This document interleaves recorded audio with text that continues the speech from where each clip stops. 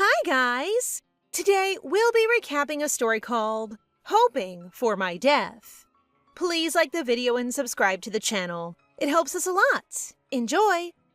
Some say people don't fear death itself, but only seek an end to their suffering. Could this be true for Sylvia Floret? In Floret County, Sylvia's parents are shocked to hear her accept the Duke of Bellefort's marriage proposal. The Floret couple are on the verge of tears, seeing her finally make something of her life. For the past 22 years, Sylvia's parents gave her everything, but she refused to accept most of it. She only wants a comfortable bed. Worried about who'll care for their fragile daughter after they're gone, they search for a son-in-law, the Duke of Bellefort. As Sylvia sips tea, she quietly thinks. Monsters that appear in the Bellefort Duchy can be her chance to die, since she, Alyssa, can't kill herself. A few days ago in the royal palace of Alvarez, the king urged Randall Bellefort, the Duke of Bellefort, to find a partner, mentioning the Floret's couple's search for a son-in-law, in order dressed as advice. Fearing for his territory, the demon land Cabetia, and losing food aid, he has no choice but to obey. On the wedding day in Bellefort Duchy, Randall stops his guards from singing about his marriage. He frowns, recalling they were opposed to his marriage. Annoyed, he threatens to double their training when he returns, then walks away. He turns to Austin, Bellefort's wizard, and asks about the teleportation circle to the capital. Austin casts the teleportation circle, and Randall orders the departure. He hopes he and his wife will get along. There's no guarantee House Floret isn't the king's followers. He also hopes he'll never need to kill his wife. In the Alvarez wedding hall, the Floret couple shed a tear. Worried, they tell Sylvia to come home immediately if she's mistreated. She assures them and walks away to meet her husband. If she's unlucky, she might live long. She never wanted this life, or rather, her 100th life. 100th? No wonder she's so eager to die. Alyssa reincarnated 99 times. In her first life, she was an archmage who was praised for fighting demons. To ensure the people's happiness, she studied darkness, a power wielded by demons. Once she mastered it, she opened a portal to the demons' world and told her colleagues. Fearing her growing power, they pushed her down the demon world, leaving her to wonder what she did wrong. Alyssa killed demons and Vassus, the demon lord, looking demonic herself. Consumed by madness, she took revenge and attacked the human world. Suddenly, warrior Cleon appeared and killed her using his magic-infused sword. Soon after, she woke up in a snowy white void, certain she had died. A voice speaks, saying she must pay for her sins by living 99 lives through reincarnation. She tried to commit suicide several times, but she couldn't take her own life. If she tries to kill herself once she's free, she'll have to repeat her punishment. This makes her numb. They say villains aren't born, they're made. Back in reality, she smiles at Randall and takes his hand. Together they walk down the aisle and are lost in thought. He notices how thin and petite she is, while Sylvia thinks he's a nice guy. They arrive at the altar and the ceremony begins. The priest declares them as husband and wife and tells them they may now kiss. He looks at his guards, holding their laughter. Since she's 3 years younger, Randall thinks she'll be embarrassed. He gently takes the bouquet in her hands, lifts it to cover their face, and leans in as if they're kissing behind it. Suddenly, she tells him to part his lips and leans in to kiss him. She pulls away, leaving him flustered. With God watching, it's best to show she and her husband get along. OMG! During the reception, everyone is struck by Sylvia's beauty and Randall's charm as they dance. They believe she's a succubus. Randall pauses, unsure how to address her. She reads his expression and says to call her Sylvia, or whatever he prefers. His thoughts must have shown through his face. He says to call him Randall and speak casually. He doesn't want others to feel below him. Hearing this makes her smile, and they continue to dance. Suddenly, a maid calls Sylvia to change her clothes. She heads to the changing room while Randall approaches the Floret couple. He promises to take good care of their daughter, and they're welcome to lecture him if he ever has shortcomings. Then, he asks if Sylvia only stayed in the manor for the past 22 years. The couple grows concerned, telling him Sylvia is heavily lethargic. She once slept for 3 days straight. Randall is speechless. The next day, as everyone gets ready to depart, he glances at Sylvia, wondering how someone can lay in bed all day. He must force her to walk at least once a day. Austin informs Randall the teleportation circle is ready and expresses his gratitude. He approaches Sylvia, calling her wife, and tells her they must depart.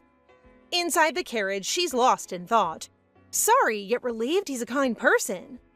It'll make things easier for him to remarry after she dies. She peeks through the carriage window. Only trees. Thoughts of her parents fill her mind. She feels stuffy and just wants to lie in bed once they arrive. She'll have to endure the long journey. After all, it's their first night. Outside the carriage, Randall grows cautious after hearing something. He notices Austin's unhappy expression, but Austin says it's because of the old-fashioned flashy portal. Randall suggests making a new portal, but Austin refuses. He doesn't get paid enough to drain his magic. This money-obsessed guy. That's right, Austin. Demand a higher salary. As the journey carries on, Sylvia and Randall are alarmed by the sound they hear. Randall orders Austin to cast a barrier around the forest and tells Sylvia to stay quiet inside the carriage. Suddenly, a creeping sound echoes as a dark aura spreads through the environment. Without warning, several beasts lunge at them. Pyrobats. They take down one pyrobat after another, with Randall slaying most of them. As he finishes another, he worries about Sylvia trembling in fear, but she's calmly watching the brawl. Jeffrey, a knight, catches his breath. He admires Randall killing half of the pyrobats, but suddenly 2 children appear from the bushes. Alarmed, he tells them to hide somewhere safe, but they're frozen, trembling in shock and fear. Suddenly, a pyrobat charges at him, slamming him into the carriage door and breaking it. Sylvia steps out and is faced with a pyrobat. Randall rushes to her, but she freezes as her eyes glow with fiery red and orange light. As her eyes glow, she reanimates a dead pyrobat, which attacks the pyrobat charging at her. The 2 pyrobats fight in front of her, leaving Jeffrey stunned. She glances at Jeffrey, silencing him. His eyes turn red before he drops unconscious. Randall rushes to Sylvia, then turns to Jeffrey. The guards rush to his aid, calling for Austin. She notices Randall's hand trembling in shock and fear, so she holds his hand, assuring him Jeffrey will be fine. Amazing! She still remembers her magic from her past life. At the castle, Jeffrey awakens and apologizes to Sylvia for the situation she saw. Then he wonders about the children. Sylvia never thought she'd use magic in this life. She saw the monster as a chance to die, but not like that, not in front of the children. Besides, Randall had grown deeply concerned for her. Seeing his wife die like that could traumatize him. She'll have to wait for the next opportunity to die. She's relieved Austin wasn't nearby. He would have sensed her magic. She'll have to be more careful. Suddenly, Walcott, the butler, and Thelma, the head maid, greet them. They return the gesture. Thelma leads Sylvia to her room, but a portrait of the formal ducal couple catches her eye. She knows them.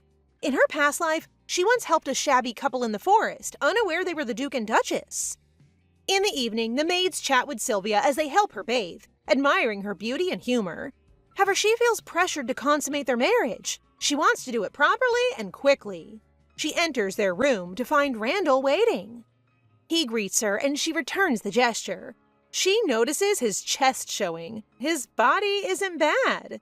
Randall says he has something to discuss and she suggests they sit together. Shyly, he takes the seat beside her on the bed. He plans to suggest they rest after a long day, but she suddenly starts to undress him, catching him completely off guard. She explains it's their marital duty while she climbs on top of him. He insists she doesn't have to do this out of obligation, especially if she doesn't like him, but she says she does, making him blush instantly. Feeling awkward, he looks away and asks her to come down. She glances at him, reads his flustered expression, and gets down. Before she could, she falls onto his chest and drifts into sleep. He grows concerned. This must be the aftershock after the forest situation. He tries to call Walcott and Thelma, but worries she'll wake up from her slumber. Her clothes might slip if he moves her. He has no choice but to stay up. He's so easily flustered. The next day, she wakes up and asks if they did it.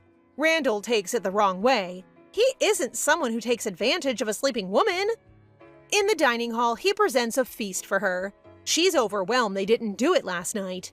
She turns to him, asking when they'll consummate their marriage. In disbelief, he repeats that she's not obligated to do it, but she fears she might be ridiculed as a duchess if their marriage isn't consummated. Randall assures her she won't. She becomes quiet. How could she not be criticized when normal couples consummate their marriage on the first night? She needs to deceive God to die naturally in this life, but she needs to pretend they're a normal couple. She needs his help to expedite her death, so she proposes a deal. A deal? This sparks curiosity in him.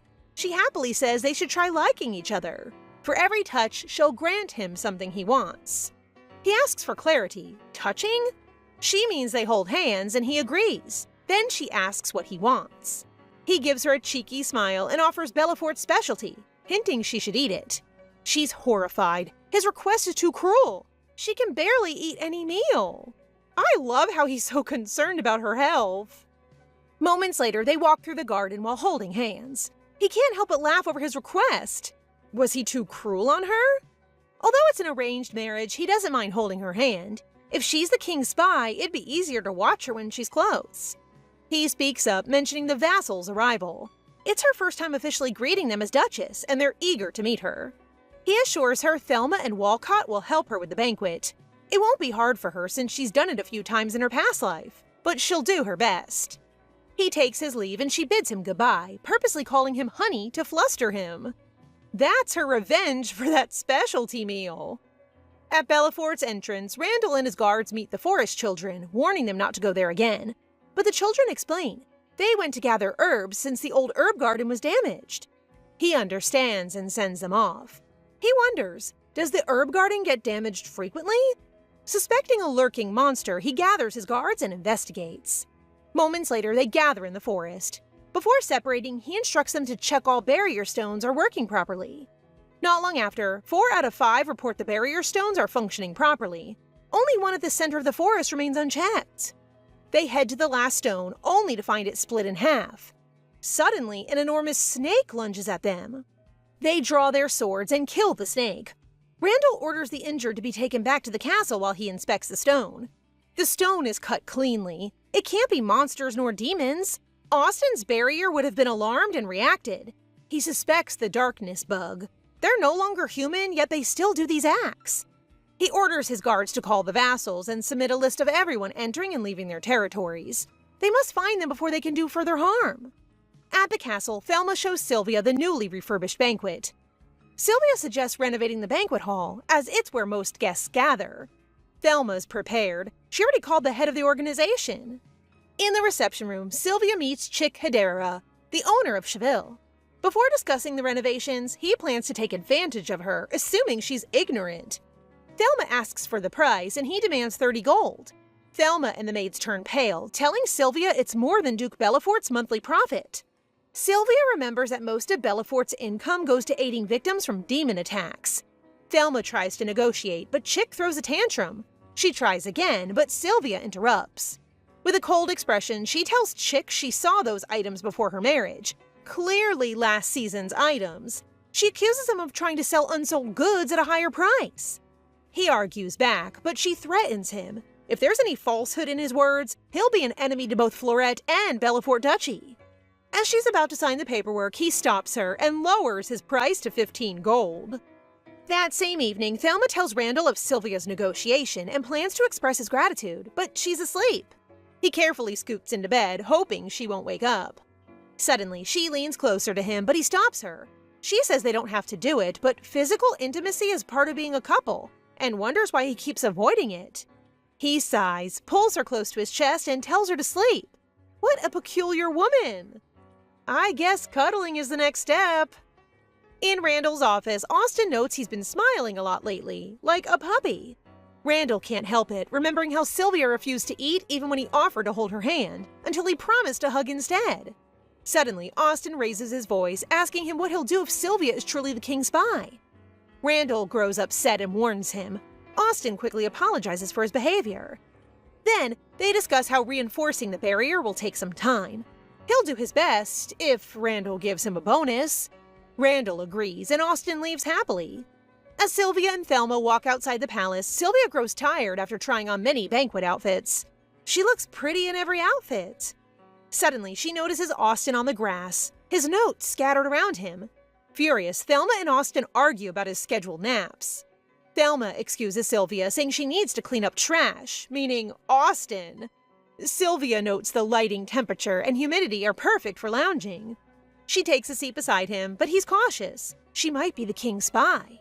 She notices the barrier formula she had made when she was Alyssa. Frustrated, he screams. If she helps him, the possibility of her death will decrease, so she plans to ruin it. She asks to see his notes and mentions her father is the vice president of Alvarez Academy. As she checks, she recalls Thelma saying Austin is the only one worthy to be called Archmage after Alyssa, but he has a long way to go. Alyssa had a habit of fixing formulas without noticing. Sylvia writes on Austin's paper and he quickly snatches it back, only to realize she just solved his problem. She fixed it without realizing it. She gets up and pleads with him not to tell anyone she fixed it. How could he not? He lets his guard down and admires her, screaming out her name. On the night of the banquet, Butler dress Randall as he worries Sylvia might be waiting. Once ready, he can't wait to see her. In the other room, maids adore how gorgeous Sylvia looks. They spent hours dressing her. Suddenly, a maid announces Randall is at the door. Everyone's excited to present Sylvia to Randall. She steps out in a stunning white dress, leaving Randall starstruck. She apologizes for the wait, but he doesn't mind. He approaches her and calls her beautiful. She teases him, saying she'll wear the outfit to the bedroom. Randall and Sylvia thank the guests for congratulating their marriage. He introduces her as his equal, and she happily greets them. The guests adore the beautiful couple, noting their strong relationship. But in the background, a girl watches unhappily. Do we have an antagonist here? Suddenly, Malta Sacrine and Randall greet each other. When Randall asks about Philia, Malta Sacrine sighs in dismay. She went down south to see the war. Randall asks about the war, and Malta Sacrine says the crown prince is still acting like a madman. Sylvia glances at Randall, admiring how humble he is, unlike most people with higher status. She thinks that it'd be best to fulfill their marital duties and stop seeing each other. Suddenly, Rubia Glaver greets her. Sylvia pauses. She can feel the aura Rubia gives off, binded by their excessive loyalty that they'll defy their own loyalty to go against their lord. Rubia's gaze turns cold as she asks Sylvia if she knows how many opportunities the northern region lost due to their marriage. She confronts Sylvia, saying marriage is a way to expand influence, but since the Floret family is one of His Majesty's most loyal subjects, would she even be any real help to the north? She has a point, but the king arranged them together. She believes other ladies are worthy of the spot Sylvia's sitting in. If she cares for his lordship, she should step down. She waits for her response, but Sylvia responds lethargically. She chuckles, telling her she won't annul her marriage with Randall. Knowing neither she nor Randall arranged the marriage, it's cowardly of Rubia to condemn her. Suddenly, a magic circle forms on the ceiling and a monster with tentacles steps out, throwing everyone into a panic. Randall shouts for her to run as a tentacle lunges at her feet, but she freezes. Is this her chance to die? A hand grabs her to the side. It's Rubia saving her life. The monster appears at Rubia's side. Without hesitation, Sylvia protects her. She collapses, falling unconscious and bloody as Randall's voice echoes, calling out her name. Everything turned black. She wakes up as Alyssa with blood on her body. She sees a boy with white hair next to her and asks his name. It's Cleon. Cleon the warrior? She mishears it as Leo and keeps calling him that. Annoyed, he eventually accepts it since she saved his life from a monster. From then on, he followed Alyssa around and became the camp's errand boy. Sylvia wakes up, trying to recall if he really was Cleon the warrior. She realizes she failed to die again. Suddenly, Randall speaks, asking how she's feeling. He says Austin used magic to heal her and advises her to rest. She notices his puffy eyes and gets up. She gently holds his face. Has he been crying? She wonders why he makes her feel so flustered. When despair creeps in, he immediately looks her way and speaks to her with sincere eyes. He pulls back, saying he was worried about her. She smiles, opens her arms, and asks to share his body heat. She's really cold. He blushes and embraces her tightly. Moments later, he tells her he sent a letter to her parents about her injury. Ugh, they must be in love. Knowing her parents, they probably wanted to rush over right away. However, Austin's new barrier isn't finished yet, making it too dangerous to come. He adds that the Floret estate is near the capital, so she can teleport there without straining her body. She's confused. He explains the northern kingdoms aren't safe to live in, so he will send her back to the Floret estate to ensure her safety. Sylvia stares at Randall, dumbfounded and hurt by his proposal of sending her back to her parents. Just looking at him, she can tell how hard he's thought of his decision. But being apart from him is something she refuses to entertain. Being in the north means a lot of opportunities for her death, after all. She tries to reason with him, claiming that she'd be ridiculed for failing her duties as the Duchess of the North. Yet Randall remains firm, reassuring her that no such thing would happen. He tries his best to act composed, but deep down he's breaking. The guilt of putting Sylvia in danger eats away at his conscience. Unexpectedly, Sylvia pulls him close, embracing him warmly. The North is her home now, and most of all, she likes him, so there's no way she'd accept his offer. Hearing her words, Randall melts into her arms, pulling her closer to him as he thanks her, once more apologizing for not being able to protect her. As they pull away from each other, the two lock eyes, and little by little, Randall inches close enough to kiss her. But suddenly, he stops himself and rolls Sylvia into her blankets as he leaves. She looks like a sushi roll. Outside, he reprimands himself for almost giving in to his desires. Snapping out of it, he then decides to focus on more urgent matters, especially concerning the demon incident. Apparently, on the night of the attack, he found out that the demon had been brought in using a jewel with a teleportation spell. Fury in his eyes, he demanded to know the culprit, only for Rubia Glaver to turn herself in. Rubia explained herself, recounting how she was tearing up her dress to bandage Sylvia. But as she did so, she noticed the jewel attached to the hem of her dress. Given Rubia's testimony, Randall and his staff sought to retrace Rubia's steps. But out of nowhere, one of Randall's vassals began ratting out the culprit. It turns out he had seen a servant fish the jewel out of his mouth before the demon materialized. As punishment, the servant's head was mounted on a spike. But despite the issue being resolved, one thing still bothers Randall: the servant's last words. Before he was executed, he confessed that he was merely a pawn working on commission. The real mastermind was still out there, and it was just someone he met by chance on the streets. Randall can only wonder who this mystery man could be. Days later, Sylvia is finally well enough to move around, but to her dismay, the maids still treat her like a delicate flower. As she takes a stroll, she recalls the night of the demon attack, when she took the hit and fell into Rubia's arms. Rubia's father had muttered something from under his breath about someone who couldn't even do the job right. Oh my god, so he's the real culprit behind the attack! Speaking of which, she sees Rubia from a distance. Without hesitation, she approaches Rubia, taking the opportunity to thank her for dressing her wound. But to her surprise, Rubia replies in a word vomit. Speaking quickly, she croaks out her heartfelt thanks and leaves. Left alone, Sylvia asks Thelma a question that leaves her shocked. Was there perhaps any event that could have put a rift between Randall and Marquise Glaver? Thelma answers Sylvia, beginning with a tale from the past. Apparently, Randall's father, Duke Elvis, originally came from a territory called Rockland, but after losing the throne to his brother, he willingly left Rockland to make a name for himself, eventually going north and building it into Belfort territory they know today. Elvis Belfort had succeeded in reuniting all the families in the north, but in a turn of events, he and his wife succumbed to a fight against demons, leaving a young Randall behind. But due to Randall's young age, northern vassals deemed him unfit to rule. Their criticism broke him, until one day a young Randall returned home soaked in blood, clutching a dismembered demon's hand. He held it up until he collapsed, desperate to prove that he's not just a useless child. Soon, word about his bravery and determination reached the ears of many. Commoners felt sympathy as they villainized the vassals for how inconsiderate they were. Even the king had caught wind of everything, leading him to accept Randall's ascension to the title. But still, he was far too young to rule, which left him in the prince's care until he turned 10. In the midst of all the chaos, it was Marquise Glaver who reunited all the nobles again. From Randall's point of view, Marquise Glaver would be like the hero that aided him. Hearing all this, Sylvia thanks Thelma for making her understand Randall more. That night, she ponders on the matter intently. In the end, she opts not to tell Randall about Marquise Glaver's betrayal, fearing he might feel broken. Someone as scarred as Randall, she can't help but feel sorry for him. Oof, he's scarred literally and figuratively. The following day, Randall and his men venture into the forest. He turns to Austin for some love advice, but he says he's asking for a friend. We've all heard that excuse before. Assuming his friend likes a girl, but the girl is only attracted to his friend's body, what should his friend do?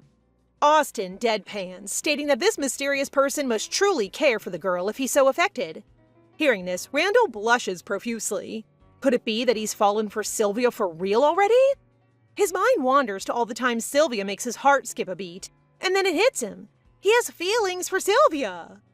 Wow, took you long enough to realize. Austin continues, suggesting that the guy should give the girl a present. After all, everyone loves being given presents. More so, he should stay by her side and care for her until one day she'll love him completely. Elsewhere, Sylvia, accompanied by Jeffrey and another guard, invites Rubia on a stroll. Although she feels unsettled, Rubia agrees anyway. The two head downtown, but they're stopped by a fish vendor and his wife, who seems to be well acquainted with Rubia. Actually, they seem extremely close, even saying that Rubia is like their own daughter.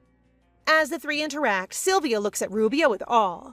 Who would have guessed that a noble lady like her would be so friendly with commoners? Chuckling, she makes a point to tease Rubia about it, earning her Rubia's annoyance. As an apology, she buys Rubia a jeweled butterfly ornament.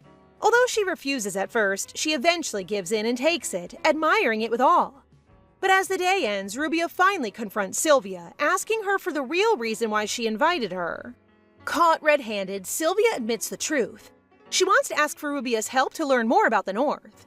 Although she doesn't decline, Rubia still plays hard to get. In the first place, why should she help Sylvia? Answering her, Sylvia nonchalantly states the obvious. Rubia will never become the Duchess, so it'd be better if she just cooperated with Sylvia instead. Once more, Rubia is annoyed at Sylvia, but she softens when Sylvia changes the topic, bringing up her close relationship with her father, Marquis Glaver. To Rubia, her father is the kindest man she knows. Listening to her talk so fondly about her father, Sylvia can only wonder if she's aware of her father's plotting.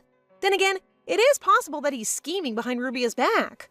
Soon enough, the two engage in playful banter once again, but they're suddenly alarmed when Jeffrey alerts them to a trespasser. Ready to draw his sword, Jeffrey turns around only to see Randall with a large bouquet of flowers and a duck plushie.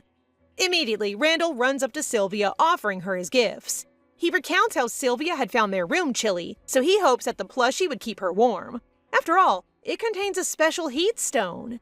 Sylvia, however, is irked. Is he subtly telling her to hug the duck at night instead of him? Ignoring her overthinking, Sylvia thanks Randall, and for the first time in a while, she smiles brightly, touched by his gesture. Her smile is even enough to make Randall blush. Behind them, Rubia watches them with distant emotion. Seeing them happy, she smiles to herself, finally accepting that she can't compete with Sylvia. I love her character so much. Her wariness towards Sylvia isn't out of jealousy. Time passes, and the Eve Festival is finally upon them. It's a festival held a day before the hunt, usually as a way of promoting the event. Unfortunately for Sylvia, she hasn't been able to enjoy these past few days. Why? Because Randall has been acting strange, showering her with all sorts of gifts almost every day.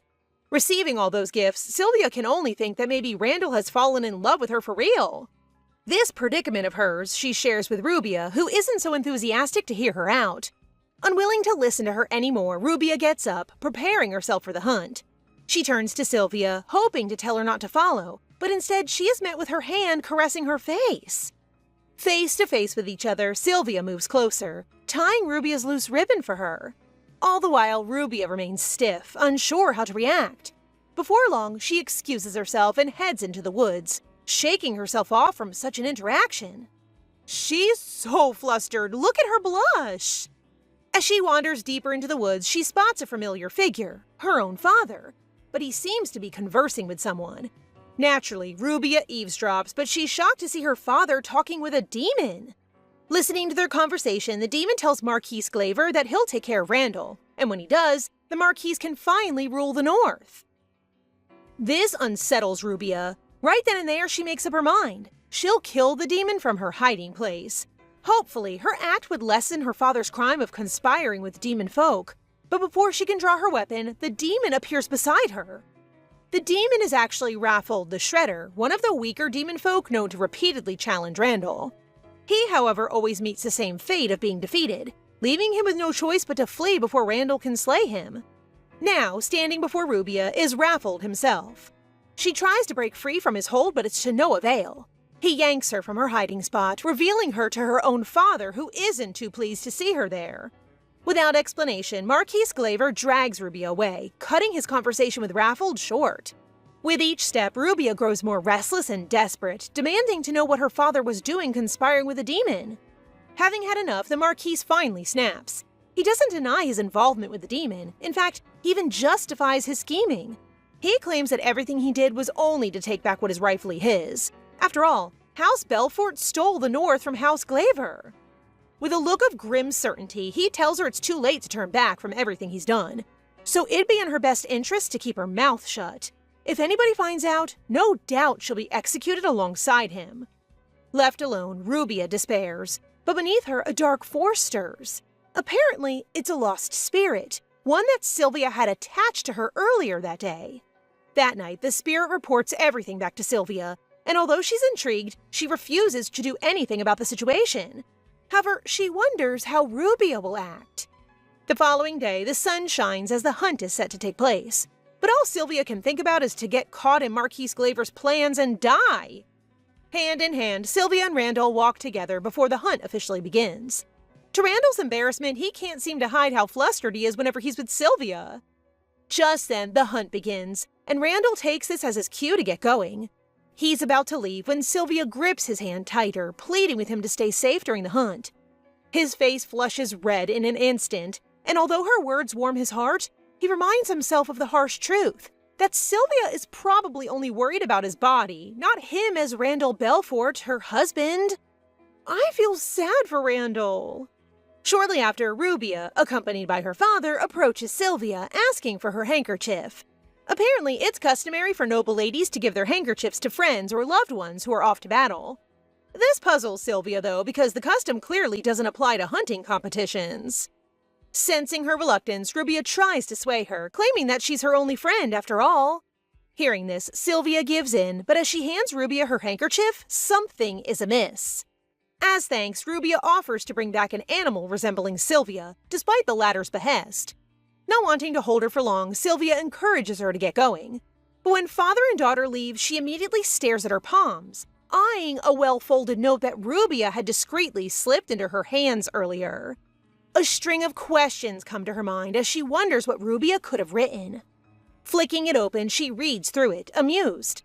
Just then, Jeffrey comes to find her, but he's at a loss for words when she declares that she'll compete in the hunting competition. Elsewhere, Marquise Glaver leads Rubia deep into the forest, reminding her to stay quiet about his menacing plot. But as Rubia follows him, all she can think about is the note she left with Sylvia. Last night, Rubia wrote a letter to Sylvia detailing her father's act of treason by conspiring with the demon, Raffled. She suspects that they're trying to summon a demon beast during the hunt, so she begs Sylvia to alert Randall immediately. She, of all people, knows that she shares the blame for her father's crimes, but she's prepared to receive punishment either way. At present, Raffled arrives, reminding the Marquise about the jewel that he tasked him to bring. The two put their plan in motion, and immediately a demonic portal opens from the sky. The last piece? The jewel. It would be the key to their success. But just as Raffled takes the jewel, an arrow pierces it, shattering it to pieces. From the shadows, Randall and his men reveal themselves, ready to seize the traitors. Raffled and the Marquise look at each other confusingly, wondering how Randall caught wind of their plan. Then it hits the Marquise. This is probably Rubia's doing. From behind him, Rubia smiles with relief upon seeing help arrive. But her smile soon disappears when Randall holds her in contempt for plotting treason with her father. His words ring in her ears, and for a moment, her world shatters. Didn't Sylvia tell Randall about her letter? A storm brews inside Randall as he confronts Raffled. However, Raffled isn't one to back down. Summoning a surge of demonic energy, he unleashes it on Randall and his men. They're about to fight back, but Marquise Glaver threatens them, holding Rubia hostage. It turns out Sylvia never got to relay Rubia's letter to Randall, but for some reason, Randall did his own investigation days prior to the hunt. Apparently, days after executing the servant who released a demon into the castle, Randall and Austin went into the streets undercover, hoping to catch the true mastermind. As he concealed himself among the commoners, one nobleman's presence raised his suspicions. It was Marquise Glaver. Following the Marquise secretly, the two discovered that they'd been plotting to stage an attack during the hunting competition. Although the Marquise was one of his most trusted vassals, Randall couldn't just turn a blind eye. Putting his personal feelings aside, he and Austin returned to the palace, determined to put an end to Marquise Glaver's schemes. At present, Marquise Glaver holds a dagger to Rubia's throat, threatening to hurt her. So much for being the kindest person she knows. Seeing this unfold, Austin is appalled at how twisted the Marquise is. Unexpectedly, the marquise snaps, but this time it's to clear Rubia's name. But because she's innocent, it makes her a better hostage. Concerned, Randall negotiates Rubia's release, but what the marquise asks for is a magic portal so he can escape. Hearing this, Rubia makes a brave decision that leaves her in tears and sends Randall running toward her. She decides to sacrifice herself. Just as she launches herself towards her father's blade, darkness erupts from the ground, cutting off the marquise's hand. Seeing this, Raffled is in shock because that certainly wasn't his doing. But as he's caught off guard, Randall swoops in and drives a blade through him. Days later, news of Randall's triumph spread far and wide. The demon, Raffled, has finally been executed. Marquise Glaver, on the other hand, is sentenced to death. As for Rubia, due to her efforts of reporting her father's crimes, she's exempted from any punishment. And speaking of Rubia, she has yet to recover from her injuries. But guess who's taking care of her? Sylvia! To Sylvia, taking care of Rubia is the least she can do, considering she failed to inform Randall about her note in time. In truth, it was Sylvia who summoned the darkness to save Rubia. But what she didn't expect was for Randall to be there. How did he even know about Marquise Glaver's schemes? But what piques her curiosity more is Rubia's actions. Unable to hold herself back, she asks Rubia herself. How was she able to let go of all her earthly attachment when deciding to sacrifice herself? Rubia is astonished by her question. Her answer, though, is simple. She only did what she was meant to do as a human. Hearing this, Sylvia doesn't press the matter further. When she leaves, she finds herself pondering Rubia's answer. Just then, Randall arrives, and looking at him, she can't help but pity him for all the things he's endured. Her concern doesn't get unnoticed by Randall, so he quickly reassures her that he's fine. Sure, he's upset about the Marquise's betrayal, but he'll learn to live with it. For the life of her, Sylvia really can't figure out how human minds and hearts work. That afternoon, Sylvia's parents come to visit. When they ask if she'll come home to Florette, Sylvia is speechless, and so is Randall, who overhears their conversation. Some time ago, Randall was ready to send Sylvia back to Florette with her parents. But the same can't be said now when he's already grown attached to her. Trying to peek through the door, Randall sticks around for Sylvia's reaction. To his surprise, Sylvia declines her parents' offer, expressing that she'll remain in the north. Unable to contain his happiness, Randall accidentally drops the tray of snacks, causing all eyes to fall on him. To be honest, Randall is so happy that he could just cry. But once more, he has to remind himself that Sylvia isn't staying because she loves him. After all, she just wants a physical relationship with him. Later, over dinner, the atmosphere is dampened when Sylvia's parents ask if there's any news of a baby anytime soon. Trying to play safe, Randall only replies that they hope to have one all in good time. Internally, Randall realizes something deep. Maybe the reason Sylvia has been adamant on consummating their marriage is because she feels pressured to bear an heir. Oh, believe me, sir, it's definitely not that. Our girl is just tired of living 99 lives already. That night, in the solace of their bedroom, Randall makes it his mission to reassure Sylvia. Speaking from the heart, he tells her how he doesn't want her to feel pressure about giving him an heir. However, Sylvia's reaction isn't what he expected at all. From beside him, she trembles, exclaiming that no matter what happens, she can't have a baby. Tension and awkwardness seep into the air, and even as the two call it in for the night, they're left lying awake, unable to sleep. Randall is worried and curious, while Sylvia is clearly shaken, probably by something she's kept hidden all these years. Sylvia starts to remember her second reincarnation as Xenia, who, like her, was always waiting to die. Every day, Xenia went to the demon's den, but every day, a man always stopped her and got in her way, which left her plans always ruined. But even after rejecting and pushing the man away, he still didn't stop pestering her. As time passed, Xenia found herself falling for him, and soon enough, the two built a family together. Xenia and the man had a peaceful and happy life together with their daughter. However, this was destroyed when Xenia worked as a mercenary sorcerer. Some people who lost their jobs became jealous of Xenia, so as revenge, they burned her house with her family inside. Losing your baby is worse than dying. After living through that second life, she never dared to get pregnant again in any of her reincarnations. The following day, Sylvia visits the town square with Jeffrey, who is curious why Sylvia brought him with her. Sylvia only smiles at him and asks him to stop addressing her formally since they're outside. As Sylvia strolls around, she suddenly hears someone chasing after a pickpocket. Sylvia instantly realizes that this is a great plan to blow off some steam, hence, she instructs Jeffrey to chase after the pickpocket. But as she wanders around, the pickpocket is quickly caught by a girl who looks so innocently cute, leaving Sylvia disappointed. Upon looking at the girl, Sylvia starts to see a resemblance to her and a puppy, which Sylvia thinks looks cute. She then helps the girl stop the pickpocket from escaping. Suddenly, the pickpocket's mouth starts to bubble, making the girl think that her bite is actually dangerous. Sylvia catches the girl's attention as she helps her, and instantly, the girl is in awe of Sylvia's beauty. She even thinks Sylvia's an angel. However, their conversation is interrupted by Jeffrey, who rushes towards Sylvia with concern. Seeing Jeffrey's concerned face, Sylvia explains that she had gotten lost because she wasn't good with directions. Hearing this, Jeffrey then comments that Sylvia can't survive in the world if she's that bad with navigation. Jeffrey later looks at the girl beside Sylvia and instantly recognizes her as Philia Sacrine, the daughter of Marquis Sacrine. Realizing that she's in the presence of Duchess Belfort, Philia quickly pays her respect. But out of nowhere, she informs Sylvia that she, Philia, was previously arranged to be married to Duke Belfort. Intrigued, Sylvia then decides to bring Philia back to the palace with her. In the palace, Randall is shocked by Philia's arrival and is speechless when she headlocks him. Seeing this exchange, Sylvia realizes that they might have been close since childhood, but for some reason, she feels troubled. She can't stand seeing them so close to each other. Sylvia's thoughts are later cut off when Randall approaches her and adoringly suggests that she rest in their room so she doesn't catch a cold. As for Philia, he instructs Wilcott to assist her. As Sylvia and Randall walk away together, Philia can only stare at them from behind. As if sensing a peering gaze behind her, Sylvia then becomes uncomfortable. I hope Philia isn't a villain. Later that night, Philia sneaks out of her room but is surprised when Jeffrey grabs her. Curious, he asks why she's walking alone at night. Philia relaxes after seeing that it's just Jeffrey who grabbed her out of nowhere.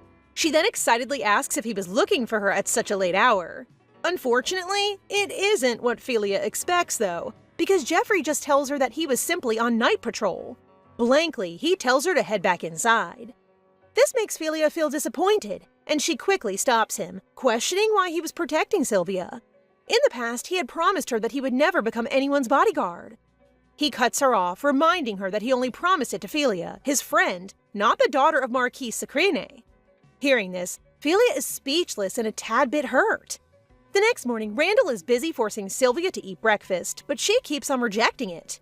Meanwhile, Philia looks at the two weirdly, finding them ridiculous.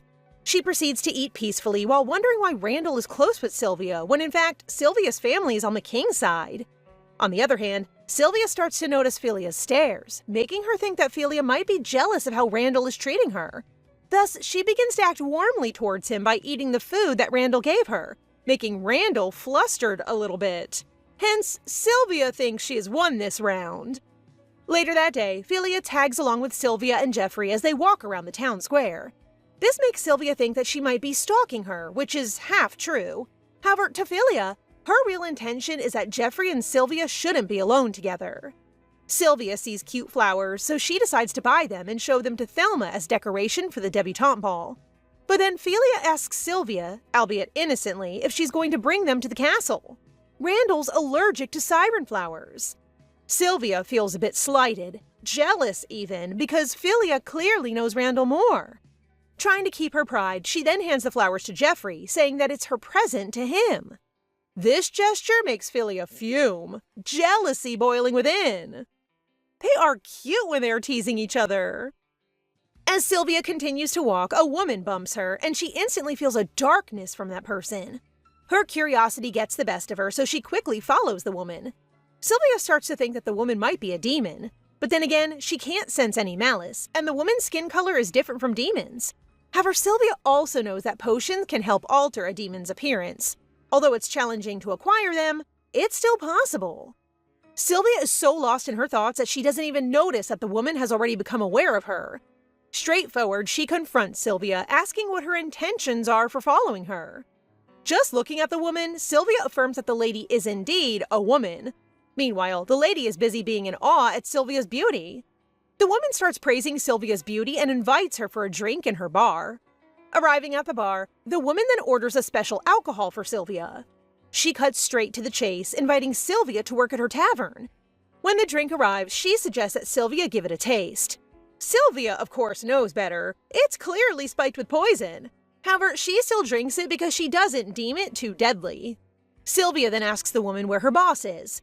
She tells her that she'll only accept the job offer if it's directly from the owner, which catches the woman off guard. The woman composes herself and tries to stall as she waits for the poison to take effect. But to her dismay, a waitress barges in, reporting that the Duke of Belfort and his knights are outside waiting for Sylvia, the Duchess of Belfort. Messed with the wrong person, huh?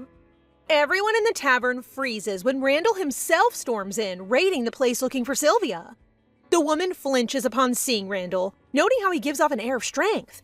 But then Randall walks right toward her, a murderous aura enveloping him. Luckily, Sylvia manages to cool him down.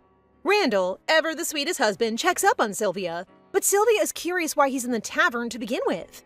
Apparently, he received a report that she was missing, which explains their current situation. He had abandoned demon hunting in an instant to look for her. Randall still stares at the woman warily. He also wants to know why Sylvia is in the tavern. Sylvia explains the situation, stating that she was the one who invited the woman for a drink as thanks for finding her brooch. Our girl can lie with a straight face. Witnessing how Sylvia helps her, the woman realizes that Sylvia isn't an ordinary woman. Hence, she lets Sylvia go even if she gets in trouble with the other side. Before Sylvia leaves, she asks for the woman's name, to which she introduces herself as Bella. Back home, Sylvia notices how silent Randall is. He's probably mad about her escape. But just as prideful, she doesn't talk to him either, since she is also annoyed by how close he and Felia are. When Randall finally calms down, he truthfully lets his feelings spill. He only acted that way because he was worried about her safety. Why is he so cute? Randall continues to share with Sylvia how scared and anxious he was after finding out that she was gone. Sylvia sees how sincere he looks, and she instantly realizes that his feelings for her are genuine. But she can already foresee that if these feelings continue, it will be difficult for her to leave and die peacefully. His feelings will be like a chain around her neck, holding her down. Without emotion, she apologizes and tells him that she would not do it again. Admittedly, it was careless of her to act that way, especially since she's the Duchess of Belfort. Being the diplomat between them, Randall tries to make Sylvia understand more, but Sylvia's cold attitude towards him was obviously a rejection. A request for him not to move closer. Taking a hint, he then takes his leave, hurt and disappointed. Oh, poor Randall. But I also understand where Sylvia is coming from. Meanwhile, Bella is still recovering from how scary Randall was. Later, she enters a secret room within the tavern, a room where people are intoxicated by greed, gambling their time and money away. Just then, Bella's aura also changes, becoming more frightening. After assessing the gambling room, she proceeds to her office and decides to report to her boss. She reports that she just met with Randall and how she didn't realize that the lady that she was trying to recruit was the Duchess of Belfort. This infuriates Bella's boss, and he starts scolding her for not knowing who Sylvia is, when in fact, she has already been stationed in the north for months. He also adds that Bella should be thankful for not arousing suspicion about their illegal activities, aka their hidden gambling room. With a voice filled with ill intent, Bella's boss reminds her about their real plan and instructs her to start working on it. Hearing this, Bella grins and agrees to her boss, who just so happens to be the Crown Prince.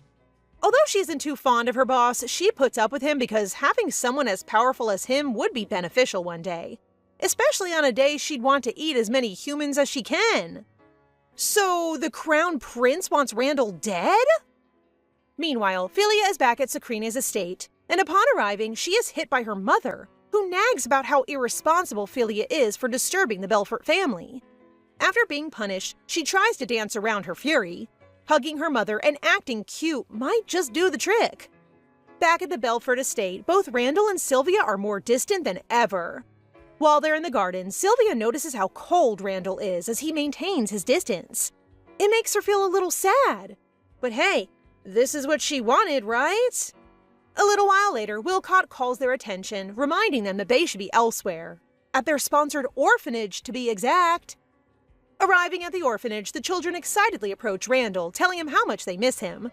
However, their attention instantly turns towards Sylvia, and they start to stare at her in awe, mesmerized by her beauty. The children then start to interrogate Randall about who Sylvia is, and later tease him for bringing his girlfriend. That's his wife, actually.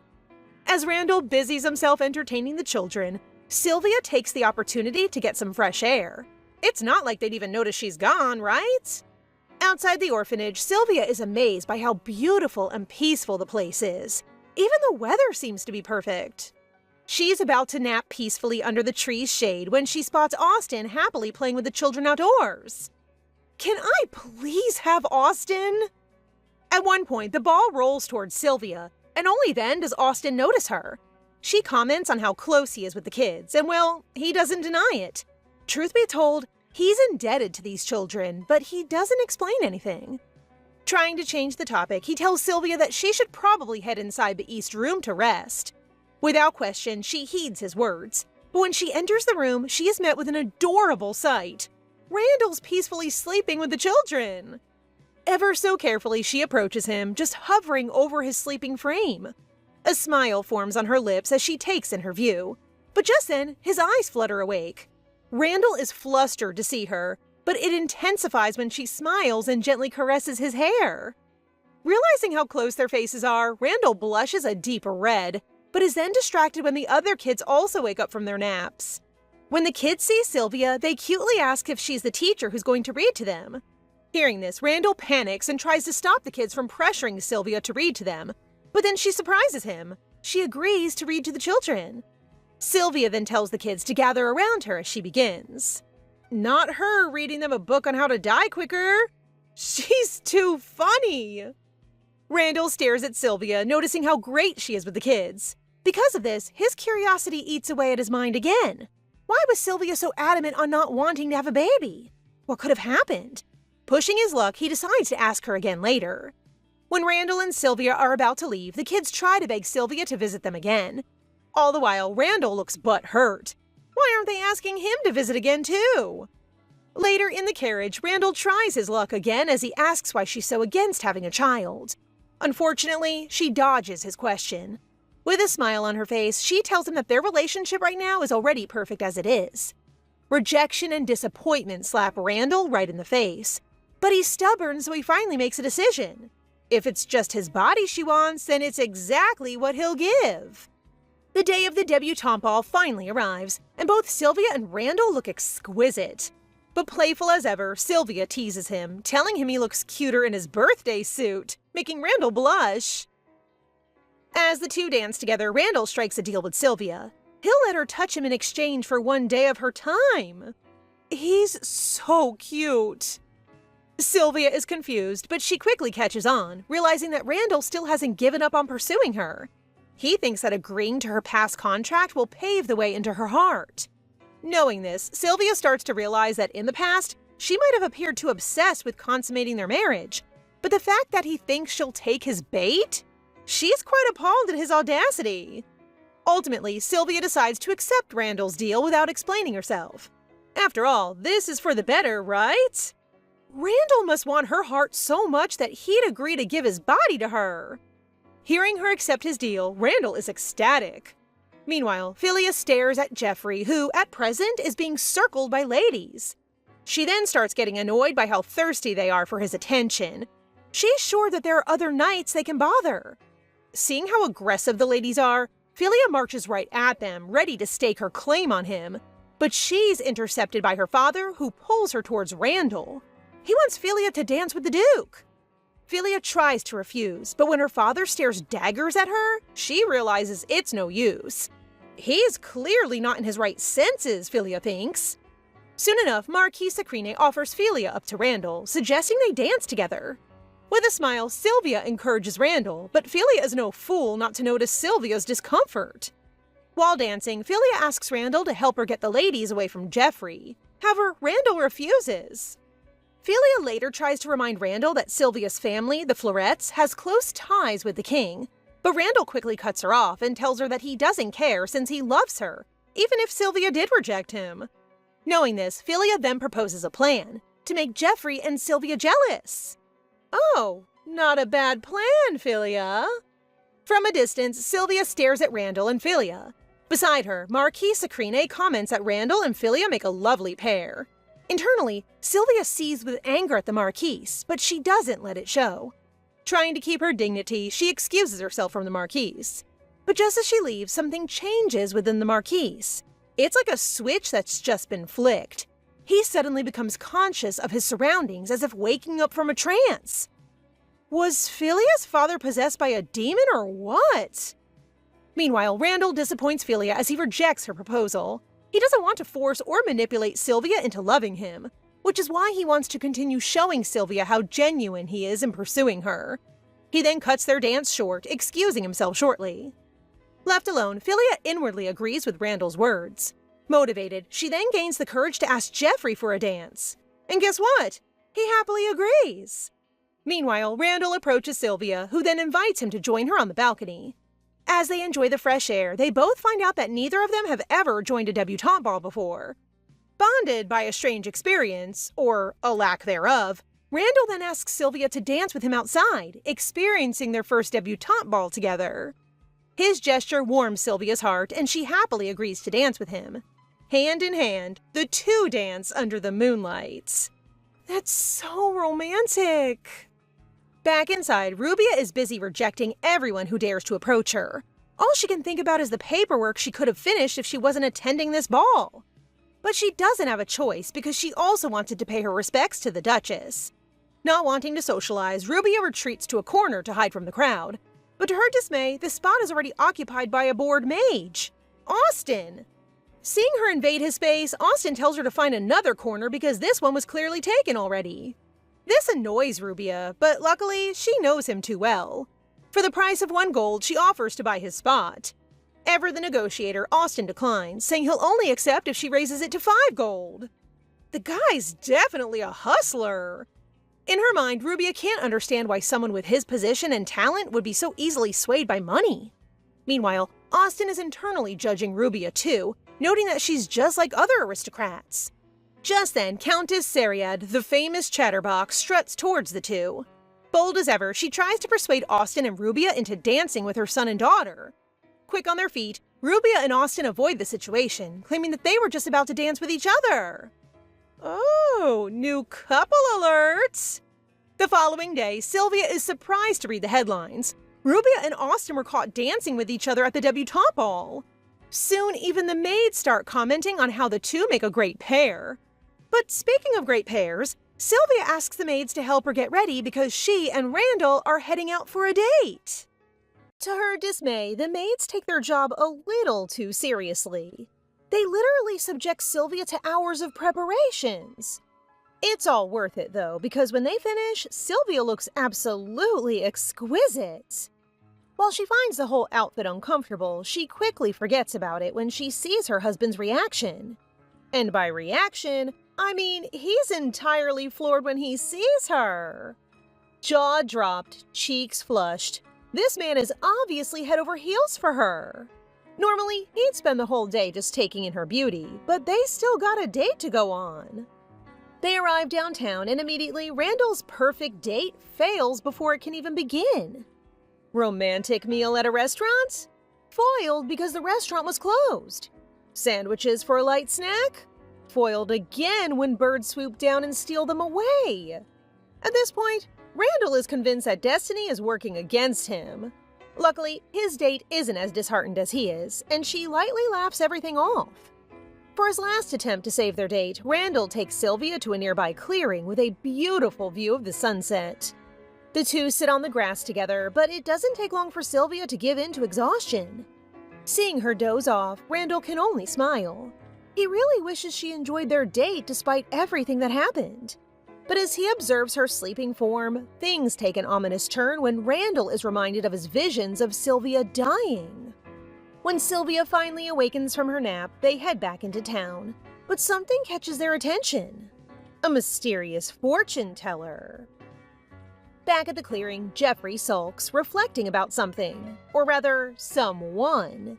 You see, just days earlier, he found out that Lady Sakrin, aka Philia, is getting engaged to his senior Osmond. And to be honest, he doesn't know how he feels about it. Out loud, he comments that they suit each other. But just then, a voice replies from behind him. It's Philia herself! The two stay put, their backs to the tree, neither one willing to face each other. Philia admits that she's there because she misses him, but her words hang in the air without a single response from Jeffrey. Back in their childhood, he and Philia were friends. Heck, they were more than friends. They harbored feelings for one another. At one point, Jeffrey was even thinking about proposing to her. That is, until he found out who Philia really was. She wasn't a maid of House Sakrin like she had led him to believe. She was the lady of the house herself. Betrayal and self-loathing consumed him, and ever since then, Jeffrey has maintained his distance. Even now, as they sit back to back, he pushes her away, his tone cold and harsh. He leaves her alone, but even as he turns his back from her, his mind races with thoughts of her. Ugh, just work your differences out already! Soon, Jeffrey reunites with Sylvia and Randall, and Sylvia can immediately tell something's on his mind. As for Randall, he's gone off to consult with the fortune teller, leaving Sylvia behind. After his interaction with the fortune teller, Randall acts weirdly, which prompts Sylvia to ask what happened. Dejected, he admits that things didn't go so well with the fortune teller as she refused to grant his request of blessing Sylvia. That's a bit harsh, no? Sylvia is taken aback, but she doesn't let it show. Instead, she distracts Randall, reminding him about his promise in return for going on a date with him. 5 minutes of physical contact, he said. In the bedroom, she immediately initiates intimacy to consummate their marriage. Realizing Sylvia's intentions, Randall chickens out, telling her that she's only limited to his upper body, a condition that pisses Sylvia off. Still, she takes him up on his offer and begins peppering his neck with kisses.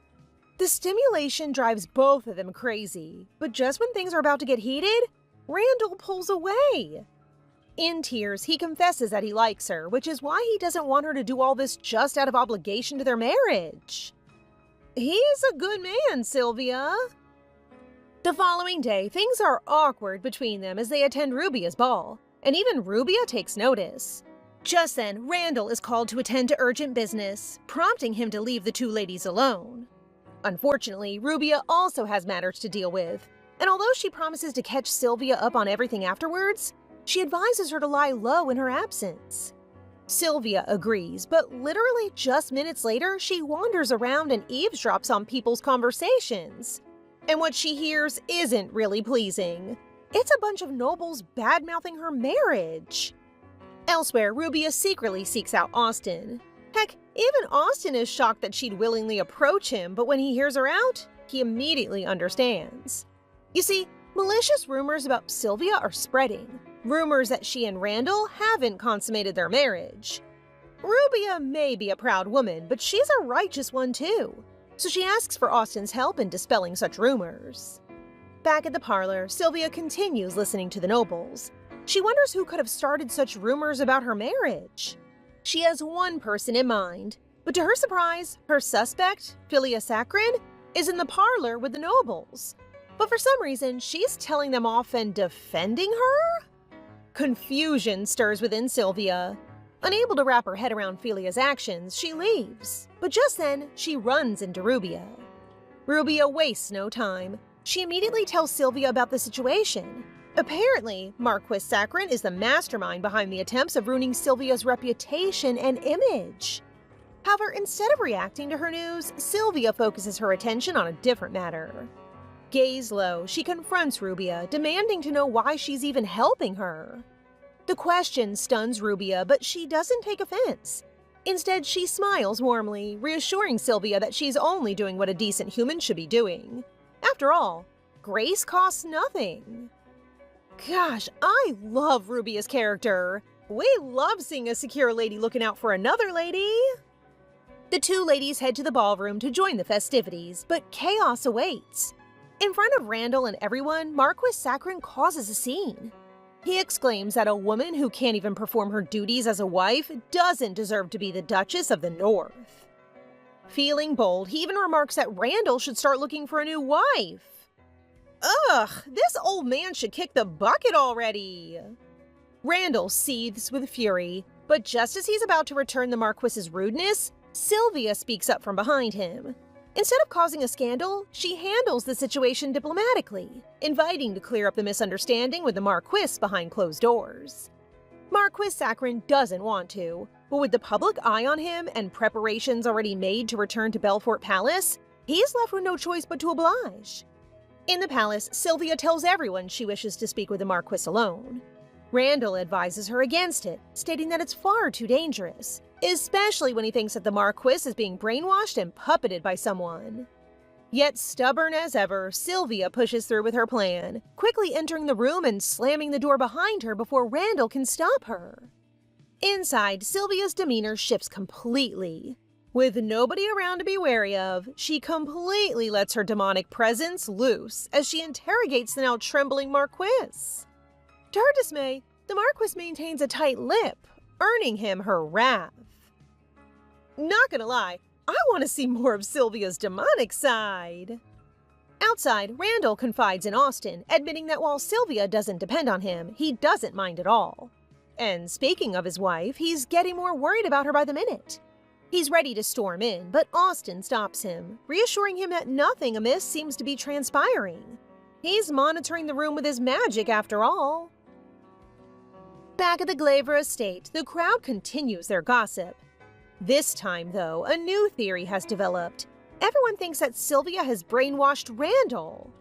From the shadows, a woman, whose identity we still don't know, smiles gleefully through the chaos and discord. I'm willing to bet she's the person behind the brainwashing. Amid the commotion, Rubia finally speaks up, expressing hopefulness on the quick resolution of the issue.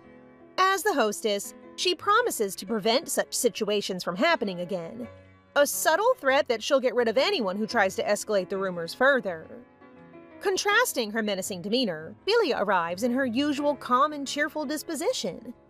Just like Rubia, she also scurries around, moving to clear the air. Or rather, clear Sylvia's reputation. While their intentions are the same, the two noble ladies can barely acknowledge each other and work together. These two are like cats and dogs. At Belfort Palace, Randall finally loses his patience. Just as he's about to enter, the door opens and Sylvia emerges. Relief washes over Randall, but it's soon replaced by concern when Sylvia informs him that the Marquis has suddenly collapsed. Hours later, when Marquis Saccharin regains consciousness, he's in utter disbelief of his actions. His behavior only solidifies Randall's suspicion. The Marquis really might have been brainwashed. Unbeknownst to Randall, though, he actually is correct. Earlier, Sylvia used her demonic power without Austin detecting it. While doing so, she managed to free the Marquis from a demonic snake controlling him. But the coast still isn't clear. After all, Sylvia has yet to find out who the snake's master is.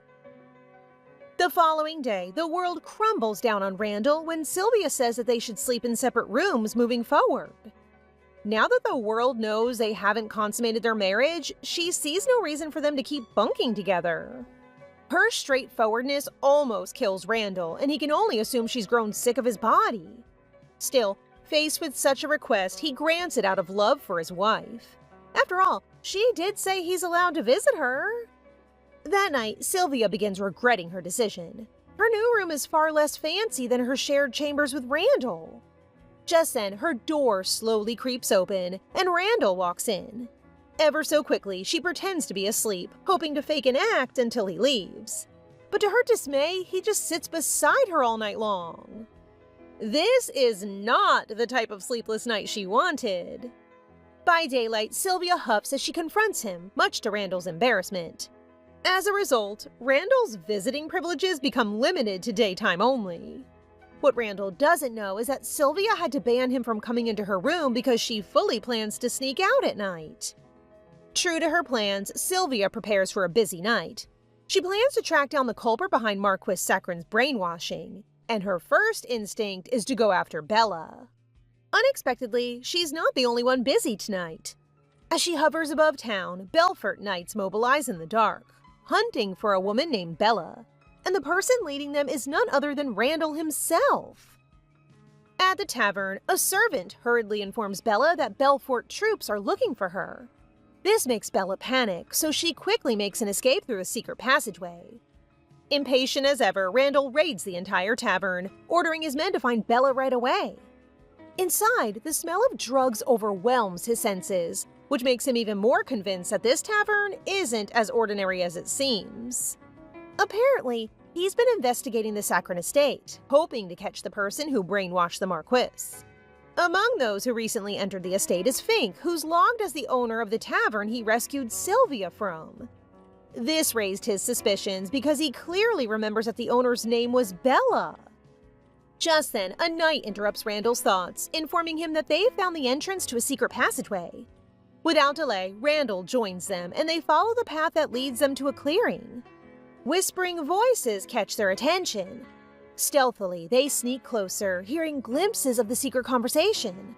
All of a sudden, harsh winds engulf them. They've been caught! Elsewhere, a disguised Sylvia appears before Bella and helps her escape. She doesn't offer any explanations nor reveal her identity, but her message is clear. If Bella does plan to kill, she should kill the Duchess, not the Duke. Back at the clearing, the winds finally dissipate. Out of the blue, Randall orders everyone to return to the palace at once. His suspicions are now directed at someone there, or rather, who might not even be there. His own wife, Sylvia. Uh-oh, did he recognize Sylvia's voice from the secret conversation earlier? A chill runs down Sylvia's spine when she realizes that the Belfort troops are gone. At the palace, Randall orders Thelma to take him into Sylvia's room right away. Thelma knocks, but when no answer is heard from the other side, Randall himself bursts the door open. There, he finds Sylvia on her bed, disoriented from being woken up to a sudden banging on her door. Looking at her husband all dressed up, she wonders if he's going out at such a late hour. My, our female lead is quite the actress. Although he doesn't look too convinced that she was sleeping, he doesn't push the matter further. Kissing her hand, he explains that he had only come to bid her goodnight. The following morning, Sylvia reflects on her interaction with Randall. Safe to say, she can't let down her guard around him anymore. She's so deep in thought that she totally zoned out from her conversation with Rubia. Tuning back in, Rubia informs her that Philia has been dispelling the rumors surrounding her. Sylvia is sure that Philia hates her because she likes Randall, so why is she helping her? A few days later, Sylvia attends Count Sayraid's banquet, where she's greeted by Philia. Though her words are kind and polite, the daggers shooting out from her eyes say otherwise. This puzzles her. Why is Philia being mean to her when Randall isn't even around? It's only her and Jeffrey this time. Suddenly, it hits her. The person Philia likes isn't Randall, but rather Sylvia herself. Oh my god, she's as dense as a brick! Faced with such a realization, Sylvia immediately jumps at the chance to be alone with Philia. She invites her to have tea together, and surprisingly, Philia agrees. At a parlor in the Sayraid estate, Sylvia sets the record straight. She knows about Philia's feelings for her, and unfortunately, she can't reciprocate them. The insinuation makes Philia choke, and in an attempt to clear the misunderstanding, she confesses that it's Jeffrey who owns her heart. Well, this is awkward. Way to jump to conclusions, Sylvia. The two fidget as an air of awkwardness rise between them. But while they're on the topic, Philia decides to confront Sylvia about Jeffrey. When Sylvia makes it clear that she only sees Jeffrey like a loving cousin, Philia also admits that she feels the same way about Randall. A wave of relief washes over Philia. Finally, she can cross Sylvia out as a potential love rival. Eager and enthusiastic, she then asks Sylvia to be her friend and to bond more often. Elsewhere, Bella sits anxiously in a forest cottage near the Darkworm's hideout. She has no idea who that magician who helped her was, but what puzzles her more is why she wanted the Duchess dead but not the Duke. At this point, Bella's thoughts spiral. Everything is ruined. At this rate, the Crown Prince would never trust her again. She needs to think of a plan to prove herself to the Crown Prince, and delivering a brainwashed Randall might just do the trick. And afterwards, she plans to ruin Randall by brainwashing him into harming his wife. Days later, a turn of events shock Randall. Sylvia now wants them to sleep in the same bedroom again. Yup, that's only because she's done sneaking around. When he doesn't respond right away, Sylvia is about to revoke her offer, but then Randall breaks into a cheerful grin, much to Sylvia's relief. That night, Sylvia finds herself conscious and a tad bit shy. She's shared a bed with him before, so why is she feeling so nervous? Inside the bedroom, Randall happily welcomes her, but as they retreat to get some shut-eye, neither of them can fall asleep. An awkward tension stirs between them. As night grows later, Randall wakes up to Sylvia shifting. When he opens his eyes, he finds her slowly coming on to him once more. He averts his eyes, but a confession snaps his attention back to her in an instant. She confesses that she loves him. At first, Randall hesitates. When Sylvia reassures him that it's all right, he finally gives in to her advances. He takes her into his arms and takes the lead. But just then, a desperate voice in the distance alarms him. The voice is Sylvia's. Instantly, Randall awakens, for real this time, and he finds himself hovering over a distressed Sylvia trying to keep him at bay. Randall immediately peels himself off of her, his voice trembling as he apologizes for what he's done. No, you're in a trance. The following morning, a heavy air settles between the couple at breakfast. That is, until Sylvia breaks the silence, asking him if he likes being the dominant one in bed. Help! This girl is so unserious! Clearing his throat, Randall directly shakes his head no. He then proposes that they use separate bedrooms once again. Whatever happened last night was definitely not out of Randall's will. He respects his wife too much to ever force himself on her. Whether it's brainwashing or some succubus spells, he's determined to stay away from Sylvia until he figures everything out. Across him, Sylvia is completely clueless about the situation. She just takes it as Randall trying to push her away. But for some reason, why does it hurt her? That night, Randall refuses to give in to sleep. After scouring the library with Austin, they manage to come across a file about succubus demons. They're basically demon folk who appear in your dreams. Unable to fight the drowsiness, Randall falls asleep. But shortly after, he awakens to Sylvia tempting him to spend a night together. The following morning, Randall makes a desperate request to Austin to chain him to his bed and monitor him with magic every night moving forward. In the next few days, Randall barely gets a wink of sleep. He's so exhausted that Sylvia once caught him almost fainting. She also notices the marks on his wrists, but he merely dismisses it and excuses himself from her. It's obvious that Randall is hiding something from her. So, if he won't tell her, Sylvia will just have to find out for herself. That night, Sylvia sneaks out of her room and heads to Randall's chambers. But what she witnesses is a sight so horrid that it leaves her breaking. Inside Randall's chambers, magic chains strap him to his bed as he fights off a succubus demon tantalizing him in his sleep. The war waged within his own mind is so taxing that it leaves him coughing up blood as he stirs in his sleep. The scene is so morbid that Sylvia intervenes. When Randall comes to, he sees Sylvia caressing him. This Sylvia is far from the seductive one in his dreams. Her touch is gentle and warm.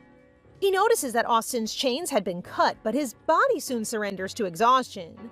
Immediately, Sylvia screams for Thelma and Wilcott, for anyone to help her with Randall's condition. In an instant, the whole palace awakens as everyone makes haste to tend to the Duke. But just then, Austin enters, his mouth pooling with blood just like Randall's. He reassures everyone not to worry, stating that it was just a backlash of his binding spell with Randall being broken all of a sudden. Turning to Sylvia, he then asks if she knows how his spell broke. Randall is currently in a critical condition after a spell Austin broke. The only person in the room at that moment was Sylvia, but she didn't force herself to tell them how it had happened. Austin thinks it's a flaw in magic and pushes to heal him and do better next time. Though his healing power will greatly benefit him, it will not be enough to heal internal injuries. Randall will need a physician. They ran out of the herb needed to treat him, but Sylvia insisted on going to get it, despite the danger. She is willing to risk it all for him. With just her cloak on, she goes out with courage. She goes straight to Bella, the demon who caused all this. She has no idea that she was a sorceress the whole time and sends her to a dark, rocky place as revenge for her husband. Meanwhile, in a forest that's peaceful, Leo and his big sister Lisa are enjoying their time together. Lisa makes fun of him, but it seems Leo doesn't know who she is or what body he's in, which is probably a sign of reincarnation. Suddenly, Randall wakes up. It's all just part of his weird dream. As he wakes up, Sylvia is already there, monitoring him. He cries, remembering his dream about Lisa. He seeks comfort from Sylvia and hugs her. He also apologizes for lying to her, which led him to that state. Sylvia gives him the medicine and explains the fire that broke out while he was unconscious, including the demon who was behind his suffering. But in truth, it was she who took care of it. Gosh, she can be scary when she wants to be. Randall still feels everything is overwhelming, but he keeps himself together. He doesn't want to drink the medicine because it gives off strange vibes that he doesn't trust. He thought it was poison, but when Sylvia tells him she was the one to get it, he is quick to change his mind. Oh my gosh, that's so funny! Later that morning, they enjoy breakfast together. She and Randall seem happy now that he has recovered. As they indulge in their meal, Wilcott interrupts them for a message from the Duchess's mother. Sylvia already expected a lengthy hello, and then came the real message. Your mother really loves you, Sylvia! Her mother reminds her about the king's birthday and anticipates her and the duke's presence at the banquet. She then lets Randall read the letter. Upon reading it, he does not seem excited at all, but still, he suggests going nonetheless. Sylvia looks at him, reflecting restlessly. He creates scenarios that would occur at the party. Sylvia awakens from a nightmare later that peaceful evening. She catches her breath and then suddenly asks for forgiveness. But why? The morning comes, husband and wife prepare to leave. However, Sylvia is acting strange, not even taking her husband's hand and taking the other carriage. When they arrive, Sylvia's family welcomes them and is happy to see that they are all healthy and happy. However, the fact that her daughter is now an adult made her father cry because he missed her so much. She really has a family that adores her so much. As they finish their meal, her father is still feeling emotional. Her mother then said that Sylvia and her father should have some time alone, which is the only way to stop him from overreacting. Randall and his mother-in-law tour the estate and catch up together as well. While walking, he sees their family painting in all its glory. He quickly recognizes his wife, despite how long the painting has been. Randall is left speechless, completely in awe, scanning her face. Her mother then shares that before, Sylvia had no interest in living, but now, with Randall, she seems happier. She then sheepishly admits that she keeps on rambling on because Randall reminds her of his mother. They were quite close. His mom was kind and strong too. She's thankful for Randall, and if there's anything he needs, she's right there always. Well, at least her mom supports them both. That night, Sylvia sleeps alone since her father does not allow her to sleep with Randall. She then sees Randall in her dream in the woods. At first, the scene is a happy one, until Randall tells her not to look behind. A burning house is behind her, and someone inside is calling its mother. The horrifying scene jolts her awake. Apparently, she has been having these nightmares lately. Sylvia thinks that she's not allowed to be happy. To clear her mind, she goes out to the garden for some fresh air. She notices the tree that had kept her company since then when she needed a relaxing nap outside. A wine bottle rolls down, and to Sylvia's intuition, it's Randall hiding behind the tree. A woman's instinct is always right, they say. Because of the way he stares at her, it's easy to guess who he is. Both struggle to rest, likely because of the new environment. Randall notices the bottle of wine she found, and since they're already there, they decide to share it that evening. They sneak into the kitchen, with Randall unlocking the door using a pin. He proposes a bet. Whoever puts down their bottle first must grant the other's wish. Sylvia confidently accepts. Moments later, Randall passes out, though he still wants to win for the sake of his wish. What does he want? To kiss her. Sylvia's heart races. She agrees and lets him win. She's about to approach him when he walks to her and kisses her on the forehead. Sylvia is left confused, expecting a proper kiss. I expected more, by the way. Still cute, though. After the intimate moment, it was actually not his actual wish. Randall's true wish is that she would not push him back anymore when she tries to distance herself from him. And the Yearner Award goes to Randall! Sylvia pretends not to hear anything after he feels a slight embarrassment in front of her. Due to being severely drunk, he completely passes out on her lap and makes it harder for Sylvia to stand up. She tries to lift him, but it's no use. That leaves her no choice. Without anyone around, she uses her powers. Austin appears out of nowhere as she carefully places Randall on his bed using her telekinesis abilities. As a result, in shock, she puts him down violently instead. Definitely bad timing. Sylvia is afraid to tell the truth, that she has lived several lives and died as Elisa. She thinks that Austin will not believe her. He stands there with full curiosity, but has no intentions of harming her. With that, she's ready to tell him, but she sternly asks him not to tell anyone else. Sylvia handles the situation cleverly, claiming she taught herself magic because she's a genius. Austin doesn't believe she could learn it alone, so she simply says she's naturally gifted. He accepts that, but wonders why she kept it secret if she's so talented. Sylvia replies that she hates being the center of attention. He gradually starts believing her. Austin then recalls how she saved Randall, though Sylvia brushes it off and says his formula was sloppy anyway. Wanting to improve, he asks her to teach him magic. Sylvia agrees on one condition: he must keep her power secret. Austin promises, and their pursuit of knowledge begins. A win-win situation. The next day at the Floret estate, Randall recalls yesterday and how embarrassing it must have been for him. But Sylvia cares only about whether he saw her using magic. He is surprised that neither of them are hungover. Sylvia had it covered beforehand. Well, that's definitely useful. Austin appears randomly and joins in the conversation. He's low-key making fun of her, which confuses Randall because he doesn't know what happened before. With that, he confuses his intentions with Sylvia with something else. Protective husband mode activated. Austin leaves soon after. Randall doesn't understand his behavior, but Sylvia does and chooses not to explain. They head inside and have breakfast with her parents. Her dad notices the missing wine bottles and quickly realizes it was them.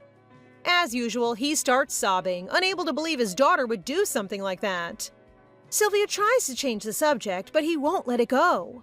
Her mother then answers Sylvia's question about the festival, saying everything is prepared, from prizes to outfits.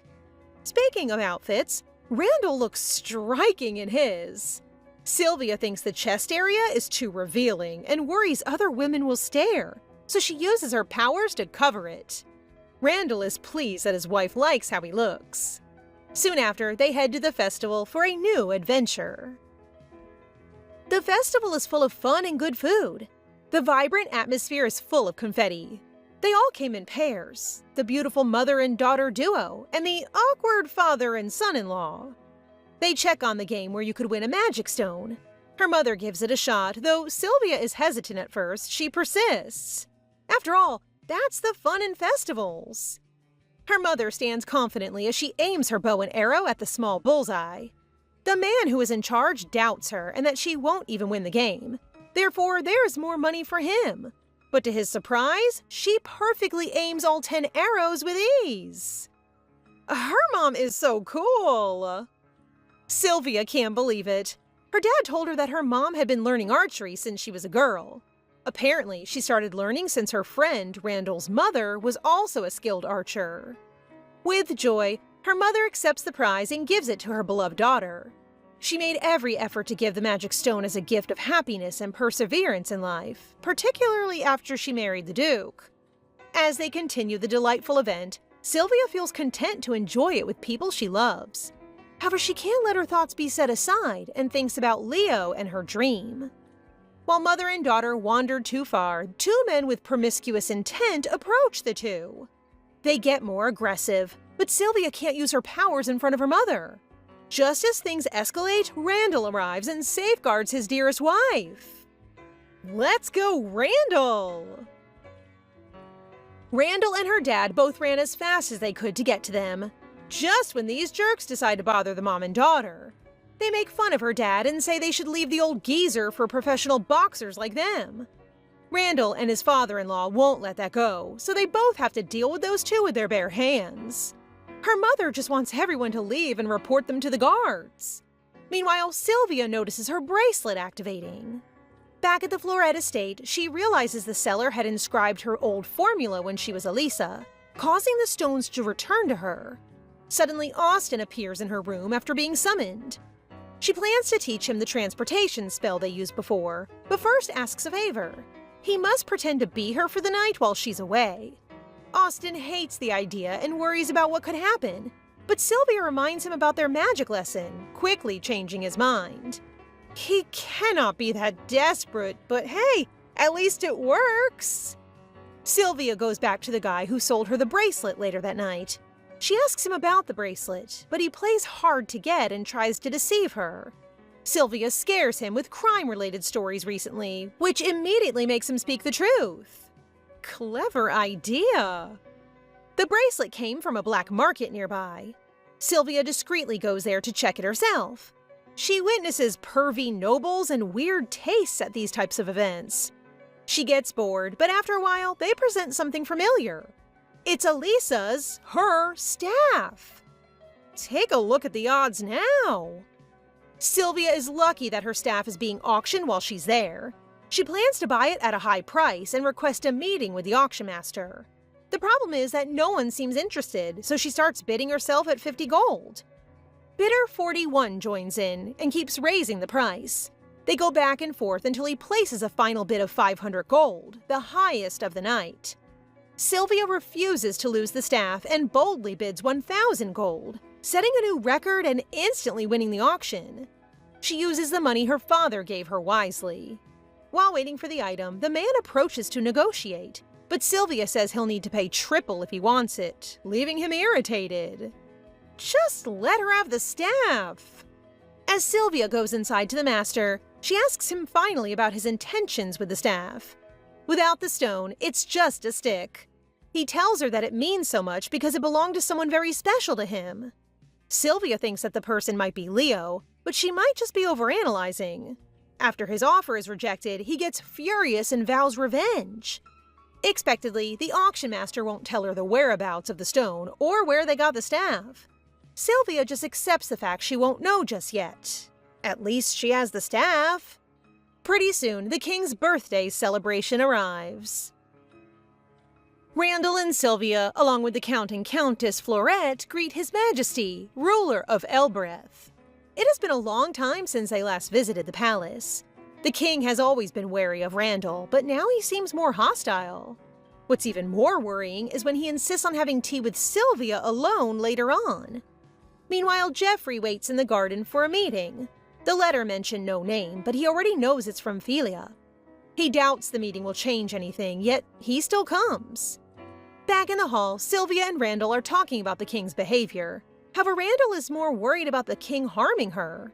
That only makes her think he's slow, since he still hasn't realized she's been feeding information to the king. Still, she isn't upset. Well, that's typical Randall for you. But then the king gathers everyone for the good news amidst the joyous occasion. After the successful battle in the south, he is thrilled to announce the crown prince's return. It's David de Kelmar Roquelin. Sylvia looks at him strangely. He looks different than expected, but he definitely looks familiar. David approaches the Duke and Sylvia. With a mischievous look in his eye, he definitely has intentions for Sylvia. She's disgusted to be welcomed by a snake like him. He really looks familiar. I just don't want to point it out just yet. David continues bothering Sylvia. It doesn't end there. He even asks for a dance. The king thinks that it's a great idea since he's been away for quite some time. A quick dance won't hurt them. Nah, that would definitely hurt our boy Randall. Sylvia is unsure about taking his hand, but Randall will wait for her no matter what. As they take the stage, astonished looks surround them. David grabs her as much as he can. Even though she can't, she wants to run away. All she can think of is Randall. At the same time, a lot of women want to dance with Austin, but he won't let them. They're only doing that because they heard about his Belfort backing. Just as he's trying to hide, he crosses paths with Rubia. Due to unfound allegations, she believes he may be in love with Sylvia after hearing a rumor about him following her.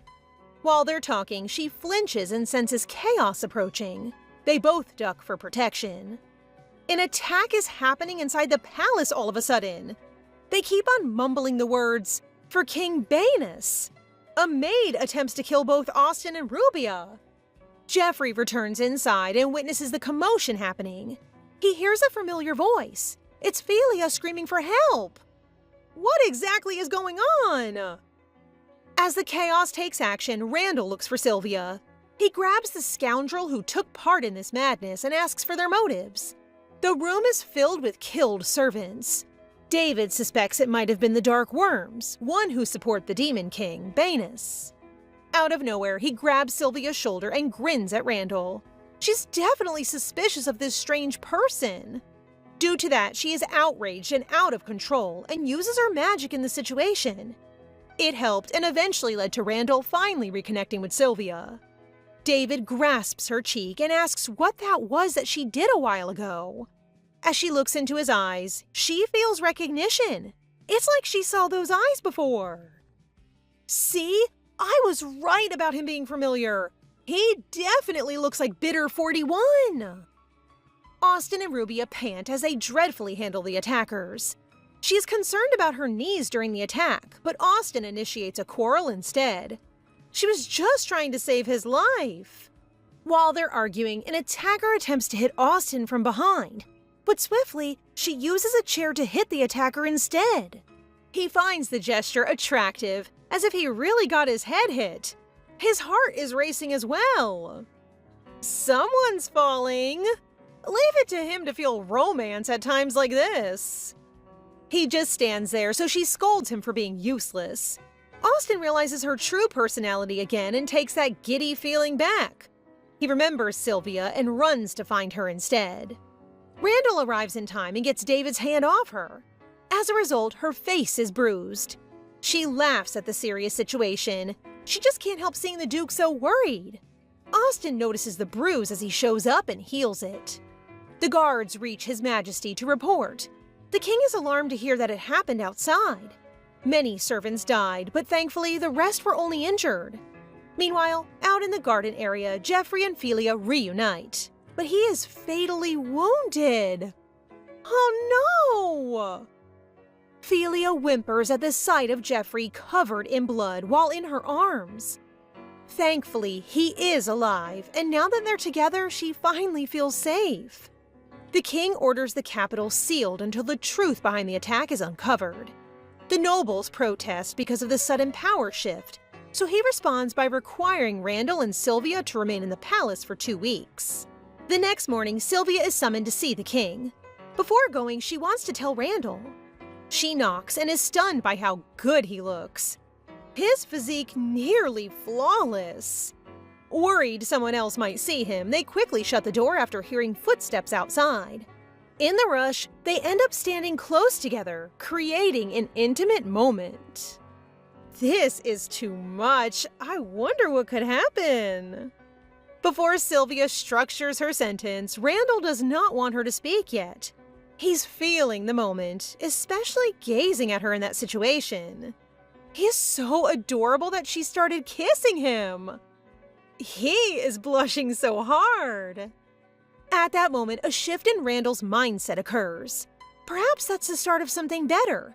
But whenever he wants her closer, she somehow draws the line. Randall is taken aback when Sylvia announces that the king wishes to have tea with her, just as he musters the courage to speak. He wants to be part of the session to safeguard her if something awful happens. Sylvia just smiles at him. The king and Sylvia finally have their tea time in peace. He actually wants to see her to ask for an apology about how David assaulted her that day. Sylvia accepts the king's apology on his behalf nonetheless, notably considering the prince is not there to courageously ask it himself. The air feels heavy inside the hall, weighed down despite Sylvia's composed response to the king's apology. She accepts it gracefully, assuring him that the crown prince will apologize personally. Yet the way she is sharper than her gentle appearance, that catches the king off guard. Instead of dwelling on it, he smoothly shifts the conversation to another matter. Outside, Randall paces restlessly, tension building with every step. He overhears the crown prince, clearly distressed and unwilling to let Sylvia leave without apologizing in person. Gritting his teeth, Randall steps in and firmly orders the prince to remain in his quarters and reflect, just as the king has commanded. The crown prince responds with a menacing grin, twisting the situation in his favor. He insists that since he accidentally touched the Duchess, a proper apology must be delivered directly. Randall's voice hardens. This is not the first time. If the prince dares lay another hand on his wife, he will personally hold him accountable. Tell me the format of your prayer, Sylvia! David intervenes, commenting that Randall seems too harsh after returning from battle. But when he reaches out, Randall grips his hand tightly. Old wounds resurface. Coldly, Randall says no sane man would choose to be his friend. The memory drags him back to childhood, the day his parents leave for war. His mother forces him to stay, urging him to be strong, even as she cries with him, telling him it won't be his fault if they never return. They never did. Now, under the king's care, Randall carries those memories and stands beside the uneasy presence of David, whom he meets soon after. He is warned about the crown prince's peculiar nature. Randall seems puzzled back in his room, his thoughts interrupted as something falls from his window. It is a bird. Young Randall immediately senses its pain as it lies helpless after falling from its nest. Carefully, he kneels, trying to figure out how to help. Then David appears, asking if he truly intends to save it. Naively, Randall says yes. David mocks him, calling it a waste. Saving something for someone like Randall is meaningless. Before Randall can react, David suddenly strikes him with magic, sending sharp pain through his head. Still, the bird's weak chirping pushes Randall forward. He forces himself up, desperate to help. Behind him, David laughs. The bird dies anyway, just like Randall's family, he says. And that is when Randall punches him. He deserves that. It becomes the memory of their first fight. The king refuses to take sides. At the time, Randall excels in academics and swordsmanship, while David lags behind, constantly provoking him out of inferiority. Their relationship grows unstable. But later, something changes. After a sparring match, David's attitude shifts completely. He becomes composed, the opposite of before. The king and nobles praise this transformation, but Randall remains suspicious. It does not feel real. Soon after, Randall leaves for the north. Back in the present, Randall questions again. Who would willingly be David's friend?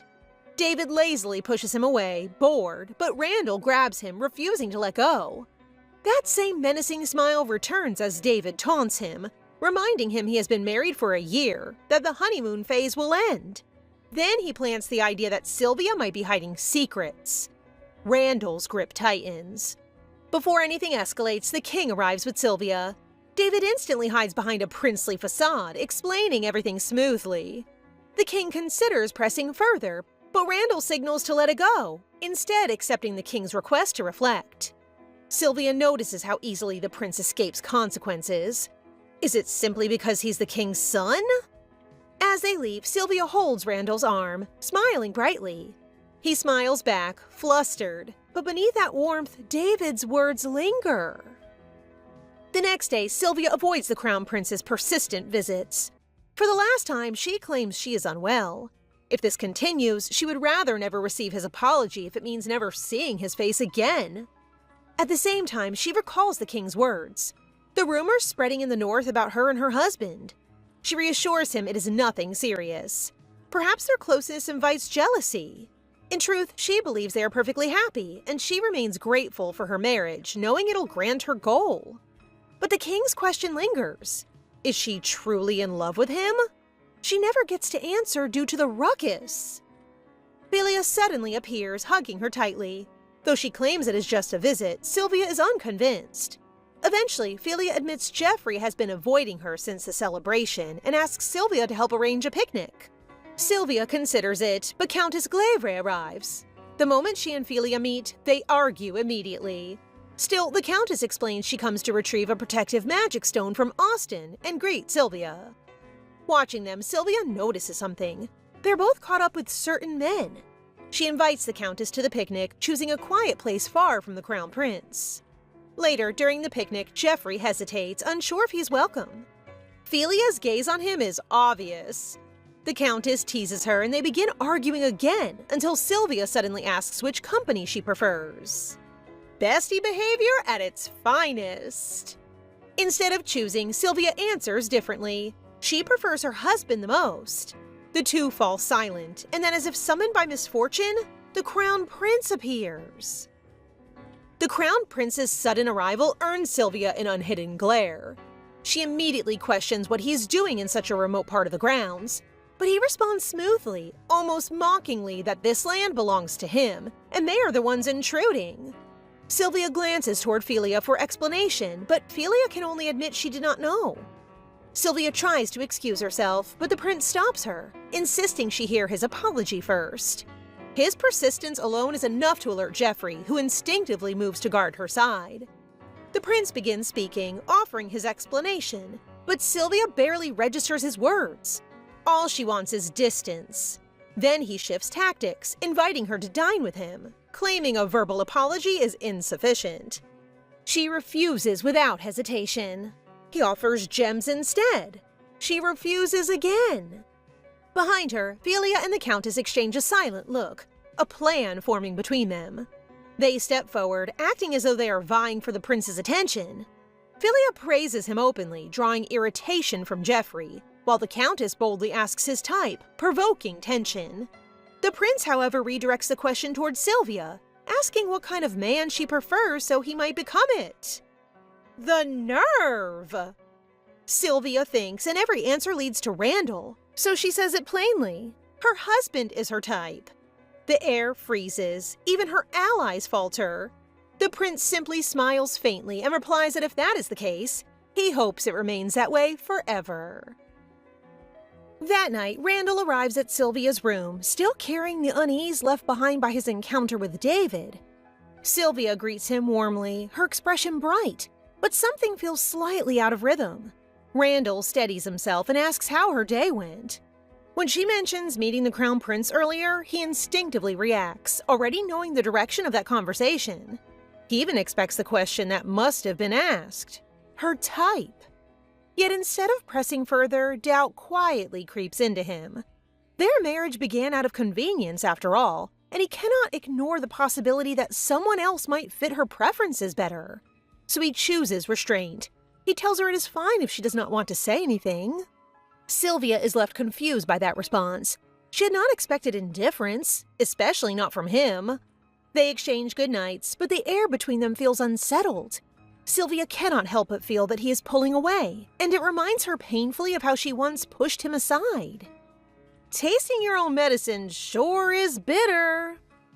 The following day, Geoffrey releases his frustration in the training grounds, striking a dummy repeatedly. Philia's earlier words echo in his mind, and despite knowing she still likes him, his own avoidance feeds his doubt. When palace ladies approach him playfully, their touch unwelcome, he nearly loses patience.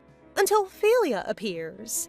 Tension rises, but instead of rejecting her, Geoffrey suddenly pulls her into an embrace, asking her to stay. She is too flustered to answer as Geoffrey is.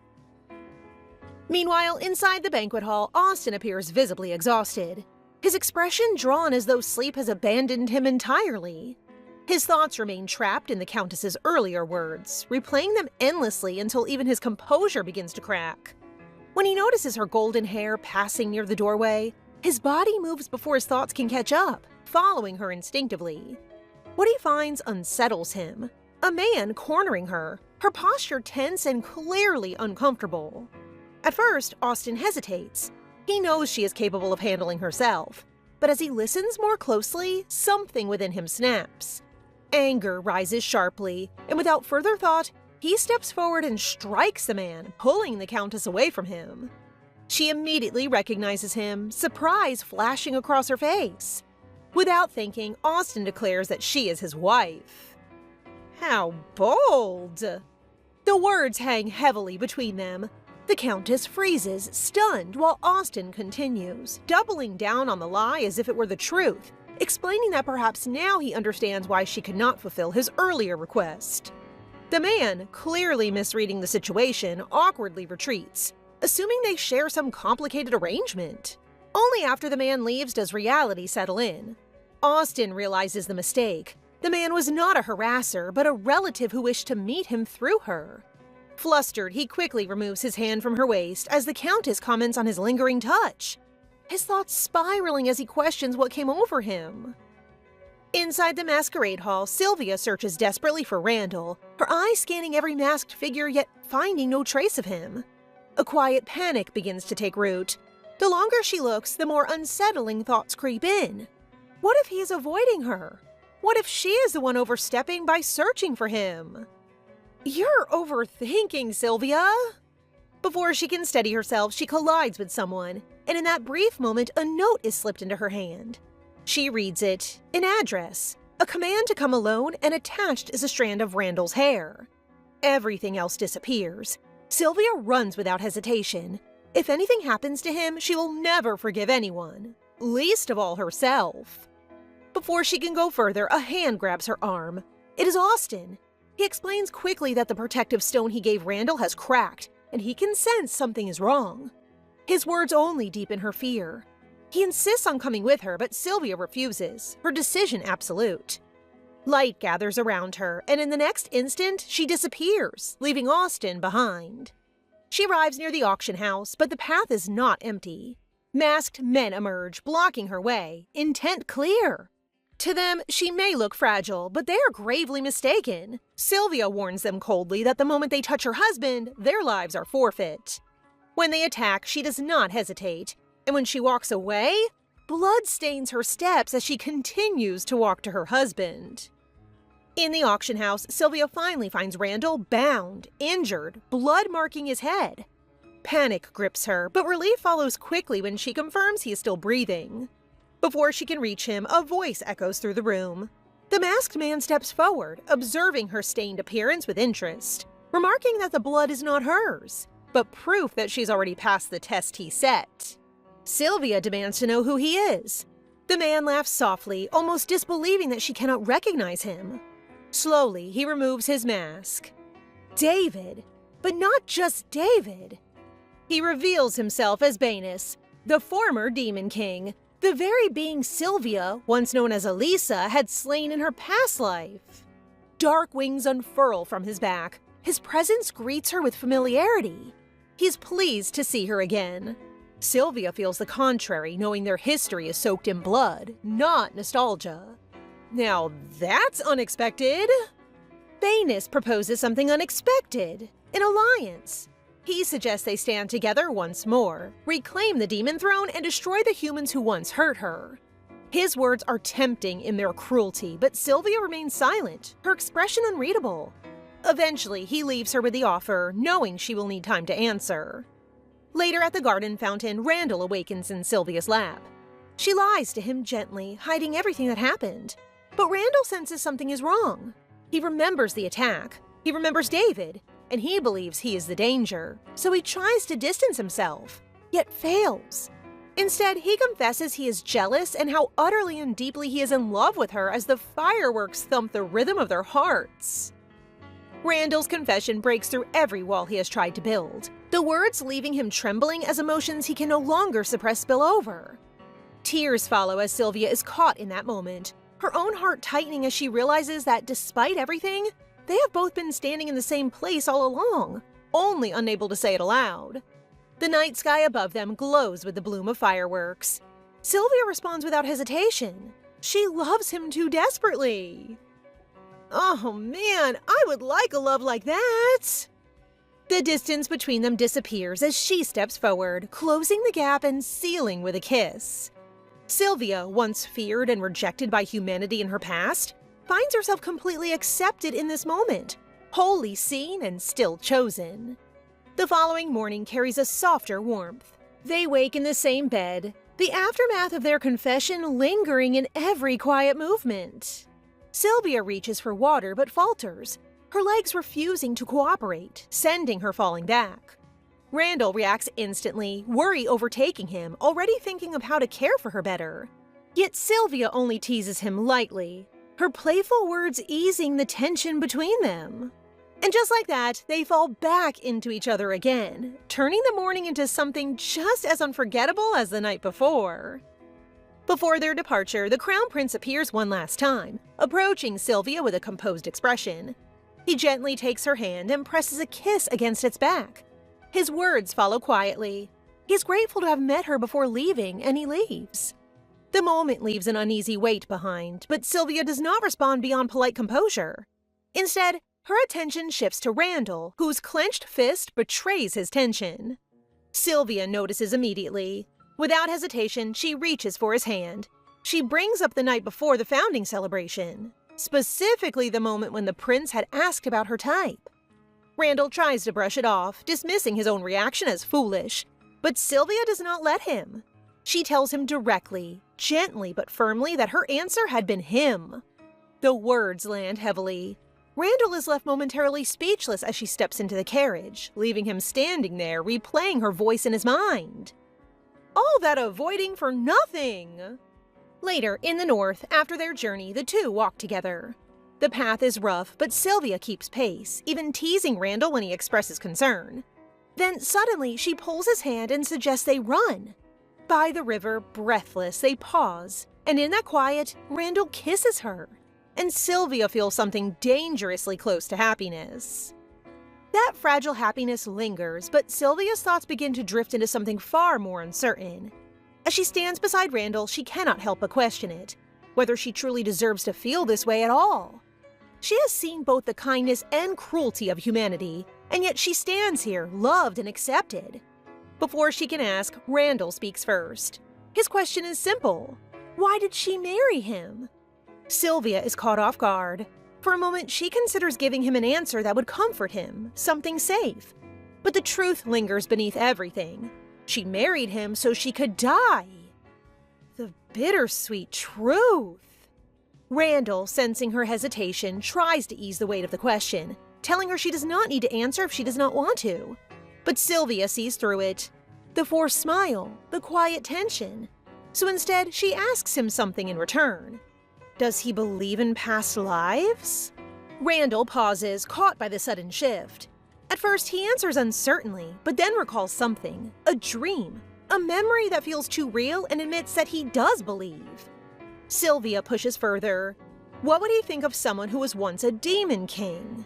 Before he can answer, the rain begins to fall, cutting the conversation short.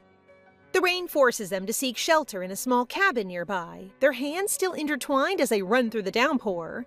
By the time they step inside, Sylvia is already shivering, her clothes soaked through. Randall immediately shifts into action, searching for anything that might keep her warm. He lights the fireplace and offers her a blanket, turning his back as she changes, though not without visible embarrassment.